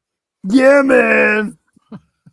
He's a vanilla wrestler anyway. It's it's mind blowing how fucking Charmin soft these professional wrestlers are. They're so fucking sensitive. I just don't get it. I'm confused just because, I guess a couple of things. One, like, how do you come after us when we just gave the platform for Doug to say whatever he wanted to say about the book, right? That's not on us. That's not an us thing situation. Second thing is why the fuck does it matter? Like what? It's like how does that alter his day-to-day life? That fucking even if it's not true, or if it's true, what the fuck does it matter? It doesn't fucking matter. If you would have told me when you sent that out, I even texted like Tropical. I said, at no point in my life did I ever think that there would be a world where I would have heat with Stevie fucking Ray. It's not heat. It's just. And then I went and looked. He hasn't done a fucking podcast in months. And if he has, I don't know where you find it. I don't know what it's called. I don't know what platform he's on. Oh, it's called the Ebony Experience. Is that real? It could very well be. Let me Google this shit. Yeah, ask Doug. Guess who's got a podcast out before Stevie Ray? Fucking PJ Polacco. How do you like them apples? His podcast was called Stand Up for Greatness. He didn't. Nope. Right, and it wasn't like we were trying to like get one over on him. I fucking tagged him in the post. Right. It's fucking ridiculous. Mm-hmm. No, this has got to be an old podcast because it is old. Yeah, episode 13 was. It seems like the last episode. That was 2017. Unless I also read that he's doing something with Vince Russo. So maybe he's got a Vince Russo podcast. I don't know. If you guys want me to respond and tell him he can come on here and set the record straight, I have no problem doing that. I mean, no, I want him to make a video. Fuck that. That's what he should have done. Hey, I already talked about this on my podcast. Check it out. This link, this date, whatever. See the real story. Done. And then you get some more views on your shit. Not hard. A little chubby, but not hard. Speaking of hard, whose homework assignment was this? Brundlefly. That was me. All right, Brundo. Why did you take us back to May 21st, 1989? All right, so I chose this match based off a 2.5-minute video I saw on Twitter of the highlights and thinking, oh, this is Bob Backlund. This is UWF. You know, this isn't the Bob Backlund from, Mr. Backlund or Howdy Doody or any of that. This is like serious, going to be serious Bob Backlund.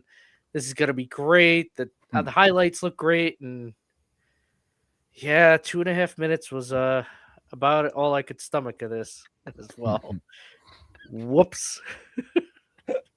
I would love to hear Handsome Kevin's thoughts on this first, being he's the Bob Backlund fan, not expert fan. Not expert fan. Yeah, I'm a Bob Backlund fan. So I had a hard time watching this during spots. It was fun to watch them wrestle. Like they moved in and out of a lot of different holds. It was very much it almost at certain points it felt like a fucking like an amateur match. You know what I mean? Which was interesting to me. And then other parts I went, don't you ever hit Bob Backlund like that again, you motherfucker. I will find you, motherfucker. And then they started like ripping each other up. I'm like, stop ripping each other up. And they worked right back into like fucking like wrestling holds. It was different. Definitely not a match that I would go out of my way to watch again. That's for sure. Love me some Bobby B, but take it easy. And the most confusing part to me was the fucking end. That's the thing that threw me for a giant fucking loop. What the fuck is going? He got disqualified from jumping off the second rope. Is that what I'm understanding that right? Yeah, I did a little research, and apparently, in UWF at that point, you weren't allowed to do moves off the ropes. Okay. So as soon as he leaped off the ropes and hit Bobby B, that was it. He got the squash. Gotcha. Yeah, I mean they were laying some shit in there pretty thick. Oh no! God damn it! He laying it in. Fuck yeah. What a segue.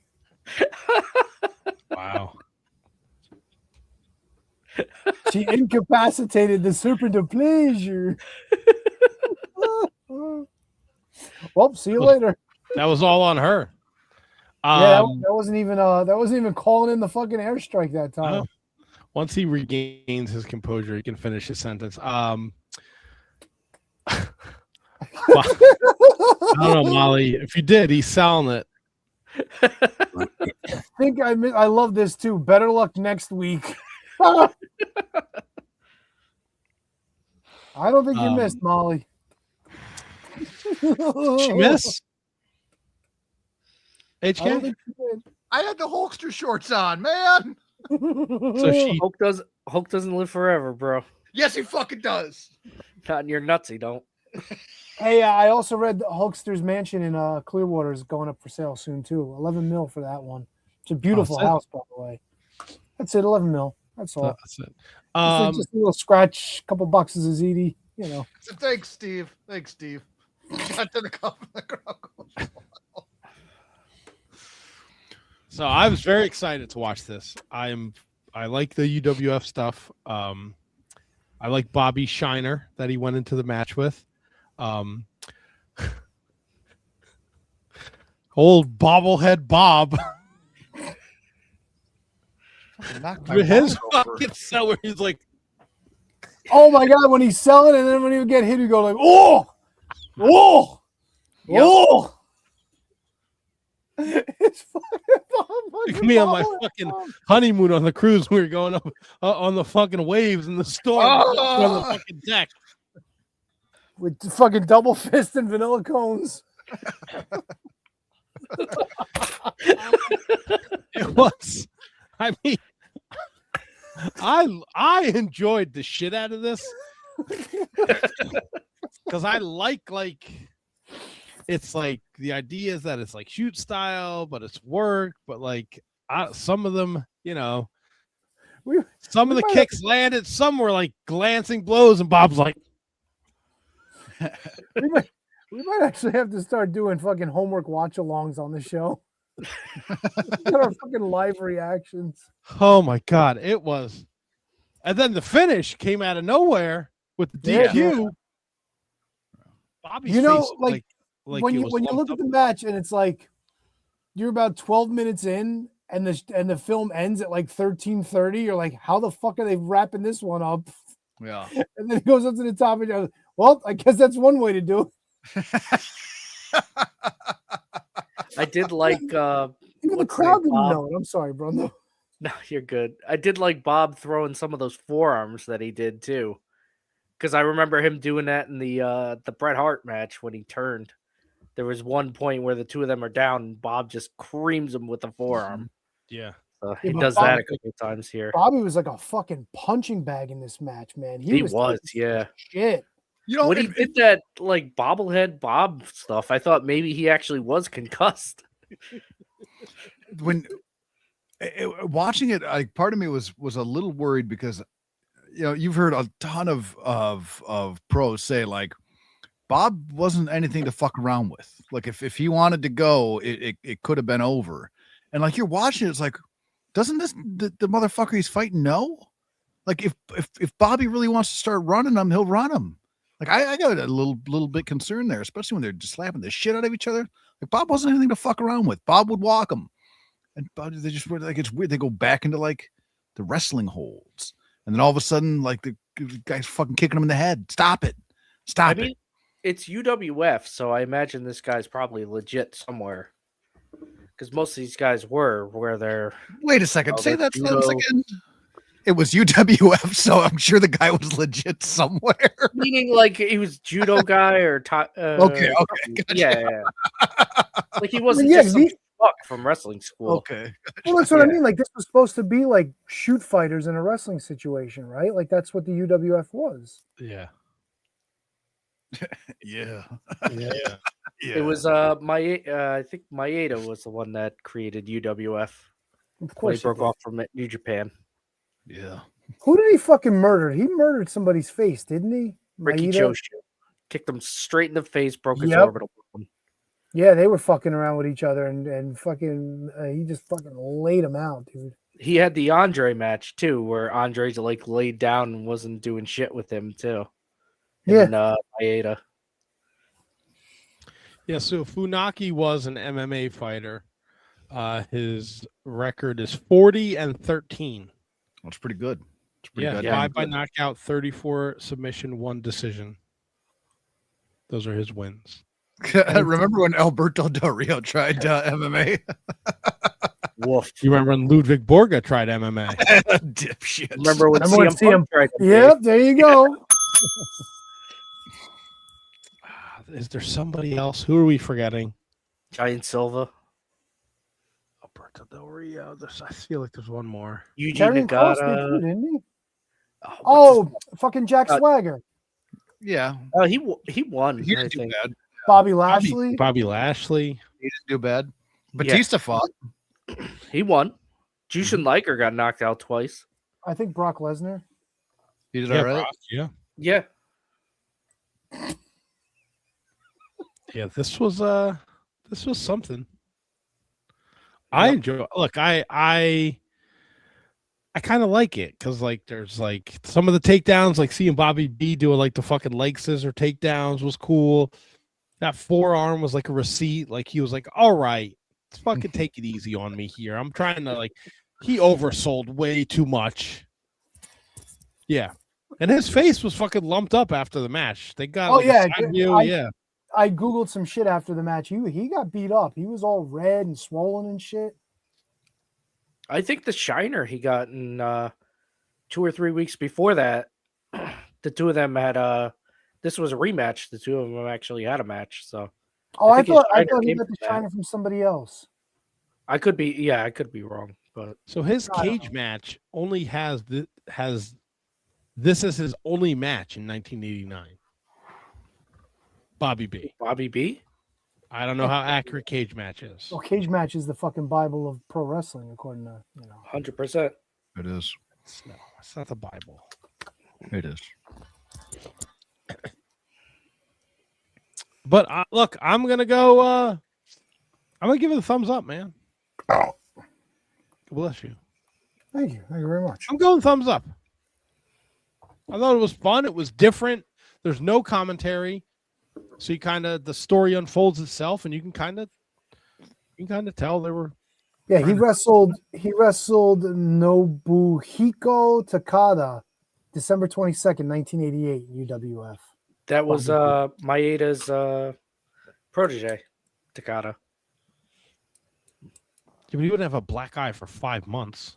No, but he's got some UWF experience. I mean, I think on if you Google this match on YouTube, there's a match that comes up May 5th from the same year. Okay. Also, no spoilers here. Maybe you see it on a future JCW Lunacy. He does have a win at JCW too over Ken Patera in 2011, Bobby Backlund. Bobby Backlund, Fantastic. a fucking gathering of the Juggalos. All right, what do you guys All give right. it? Thumbs in the middle for me. HK Tony, what do you guys say? So if it wasn't Bobby B, I'm more like a 3/4 down. But the Bobby B factor is going to bring it up to like a 3/4 up. Okay. I'd Tony? begrudgingly give this a thumbs up. I think Bobby B took a lot of unnecessary punishment here, but it's UWF. You got to think that he knew that was what it was going to be going into it. I'm sure he was fine with it, having wrestled for UWF before. So I don't particularly like this kind of match, but given the promotion that it was for and the way Bobby B was kind of hanging in there, yeah, I'm good with it. Thumbs up. All right. No Who's thumbs up? down. Hansel Kevin, I believe. Yes. All right. So, What SmackDown pay-per-view are we going to? now listen here, nutsack. What random superstars match are we getting with Marty Jannetty? Oh, wait a second. Oh, I love Marty Jannetty, but take a second. So we are not watching a match. No. Oh, I love it. Documentary. No, it is not. No, it is not. You know, I was thinking about this, and we need something. We forget sometimes that wrestling's supposed to be fun. We're supposed to enjoy what's in front of us. We're supposed to have a laugh every now and again. So we will be watching an unseen post-Raw situation involving Stone Cold Steve Austin, The Rock, and The Undertaker from Raw in 2002. I caught it this morning. I had my shit was picked out. I had my plan. This came across the TV this morning while I was walking my miles and said, you know what? We got to have some fun. We got to enjoy this. It's hilarious. I laughed my balls off, and I hope you guys do too. I will send you the link. It's fantastic. I like it. I right. was thinking outside the box for my pick next week as well, and I like where your head's at. Yeah. I mean, do you ever think inside the box for your picks, Tony? No, usually my tongue's inside the box. Oh, yeah. Oh, yeah. HK, do you know that WWE put out a DVD? I have it. So do I.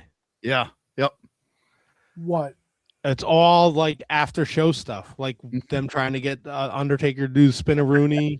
Yeah. If there's one thing that I can't stand, I love that clip. Where she's like, I work for a Christian publishing company. And he's like, if there's one thing I can't, and he just fucking started laughing and threw the mic. his crowd work post Raw was just untouched. It's unmatched. It's hilarious. Yeah, and this is Rock definitely in his like, he knows what he's doing, right? He knows where he's going, and having him and Steve go back and forth, and then throwing Undertaker in the mix in his big Red Evil days. It's fun. It's a lot of fucking fun. All right. Well, Cool. I'm excited for you to send the link and for us to talk about it next week. Can I ask a question real quick about the chat? Yeah. Is Steve Jordan the same as the Rockabilly Fireman? Like, what's going on? What is this? I'm sorry, it just tickled me. It might be him. I don't know. Those profile pictures. I mean, if are Steve's just there, firing just me. ask. Yeah, maybe. Look, as long as he subscribes on YouTube, I'm good. Fuck yeah. Hit that like and Hell yeah. subscribe. Fuck Yep. yeah. Attaboy, Steve. Steve's a trooper. He's been with us all night. We appreciate that. Is it because I get punched in the nards? Is that the problem? Is that why you click the button there, Steve? Just man to man. That's a good reason to watch all night. It is. Have you unleashed the fury that is the Tony underwear? No, I have a plan. Has your plan come to fruition yet? No, not yet. When Or is I your go wife to on the Mexico shitless now again. because she keeps fucking going to town on your fucking long nuts? Oh yeah. I mean, maybe she likes Tony, and that'll persuade her from not hitting you. Couldn't hurt. Oh yeah, That's good. good, though. Not any more than it has already. Right. I think good offense is a good defense. That's true. All Like, right. she wouldn't punch this handsome face. No, of course not. She knows you're important to me, Tony, and by that extension, she's important to you. Something like Fuck that. yeah. I'm important. I feel loved. Yeah, of course. Keep lying. Keep lying. We got anything else? I'm fucking done. Come Oh, on. go to Oh bed. God, you're done Go at to 7 bed. o'clock. We started the show. Good night, Diana. Yeah, I fell asleep at the kitchen table again during dinner, so I'm an old man. What do you want from me? Jesus, are we gonna have to go back down to a 3-man show and just have you be like the producer? Like you just like set things up, and then you go to sleep. Like I set things up. I just fucking pepper in some inappropriate comments, and then yeah, just jump in the fucking chat. we do have a good guest next week, so I'll be awake for that. I was asleep Wow. at 7:43 yesterday. You went to bed at 7:43. I was asleep by 7:43. Nice, man. Yeah. I wish. It's beautiful. I wish. I went to bed early the last 2 nights, and I'm all fucked up. No, you see, I wake up at like 5 to 6 every morning anyway. So Why? like the later I go to bed, the more miserable I am when I have to wake up that early. Maybe you should do what Aunt's Handsome Kevin does. How do you sleep at night? Do you have like a good night? Do you sleep well, or are you like, oh, Yeah. you toss and turn? No, man. No, I if I get between Not 6 and you, 7. not you. I know you. You said it, Handsome Kevin. That's me. Well, because I was going to Do you suggest do Tony what take some Handsome Kevin gummies does? like you. Oh, yeah. Do pot. You write that down, bro? He's already got the list. Right? End of Like, that how do you list is going to sleep? be do pot and rape night. Are you a good sleeper? Oh, me? Yeah. I fall asleep at the drop of a hat. Okay, but do you sleep through the night, or do you Yeah, get? and I mean, yeah, I do. I do. And I was actually in mid-conversation with my wife while I was eating my dinner, and then she goes, "Babe, you all right?" I'm like, what? She's like, "You fell asleep while you were saying something." You're so old. I know. Wow, I was hoping your face was like in your fucking food or something. Yeah, I hope you Louis Holied it. That's not jeez. nice. Drowning in a bowl of soup. How dare you? Maybe SpaghettiOs. Okay, is it so outlandish that A, you're falling asleep at the dinner table, and B, you're old as shit and you probably have soup for dinner? What do you have for dinner tonight? Soup? Pizza. Pizza! How My do you wife fall picked up asleep? she picked up a square pie from Mr. Bruno's. I haven't had that in a long time. Oh, Bruno's Square Pie rules in Clifton? No, the original one in Lyndhurst, but yeah, the Clifton one. You know, Steve Bruno's at a shop in Rutherford now. He's the original Mr. Bruno, the guy that would like originally made the pies. He's still slinging pies. He's like 90 something, and I'm sure he's not falling asleep in them either. Yeah. We should get you some gummies. Yeah. Either Yeah. that or make your bed at the kitchen table. That's not a bad idea. Steve's falling asleep in his food after setting off a major fire, he said. He's not setting off a major fire. He's coming home from a major fireman, for Christ's sake. Oh, gotcha. Is it from the alarm that Double T pulled?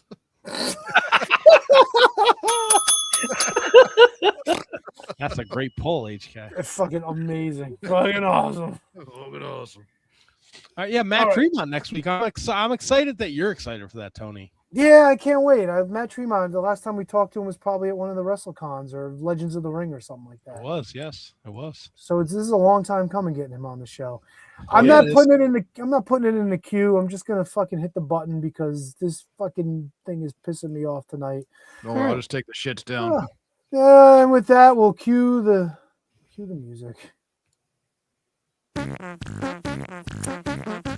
This has been a production of the Shining Wizards Network. For everything Shining Wizards, visit shiningwizards.com. And don't forget to listen to all the great shows of the Shining Wizards Network. We would like to thank those that support us through our Patreon. Executive producer Manny Kratzo, producers Pete Hensler, High Five Tom, Brian Schlong, Alan Day, Jesse Elwell, Emily Brock, I Dunk Biscuits, Kathy Hummer, Michael Hammond, Keith Parker, and David Henry Bauer III. Thank you, and all those that support us on our Patreon.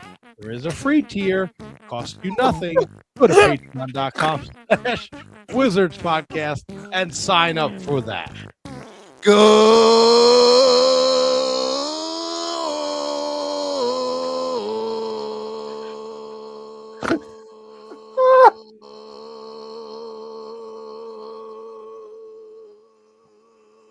Night. Do you know Hakuna Matata. what a wonderful phrase? Ain't no peril in the world. Everybody, this is Ted DiBiase, the $1 Million Man. Yes. Money's worth. Stay right here and listen to the Shining Wizards because everybody's got a price for the $1 Million Man. Yeah. Don't you mean the labia? Don't you mean the labia? Well, it's okay to be accused. That doesn't mean you're guilty. To free the pussies. Hi, back here too. TJ Penis, am I right? Oh, he's got a hog, doesn't he? Ah, and on the other side, you blow your fucking brains out. What the fuck did I mean? Was she farting at the microphone? Is that about Mickey Knuckles? I don't know. We're talking about Kate. Hey, Golden Gate Kate. This didn't taste like cookies or pussy. What the fuck is wrong with you? Yeah, you got AIDS. Holy shit, that's such a great line. People probably don't understand that. That's Does she amazing. call it the glitter box? Of course she does. You son of a bitch. I heard she's got a fingerprint control and a fucking keypad to get into the glitter box now. Brundlefly will take a shit. I don't have AIDS, so I'm doing pretty well. I don't know about that, buddy. Dr. HIV.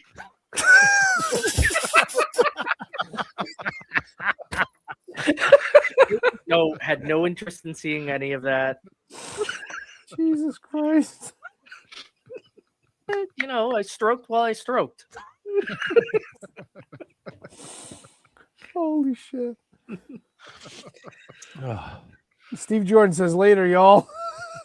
Steve. I might have AIDS. Fuck. Oh shit. I would never ask my wife to go anywhere near my butthole. She's a foot doctor, so like she's not far from the asshole. Depending on who's in her office. I'll punch a dolphin right in its fucking suck hole on its head. Fuck you guys! You fucking dork. Punch a dolphin in its suck hole. The old knob gobbler. All right, I've had enough of this. I'm going to bed. It's gonna look like you had your period. What the fuck are we doing?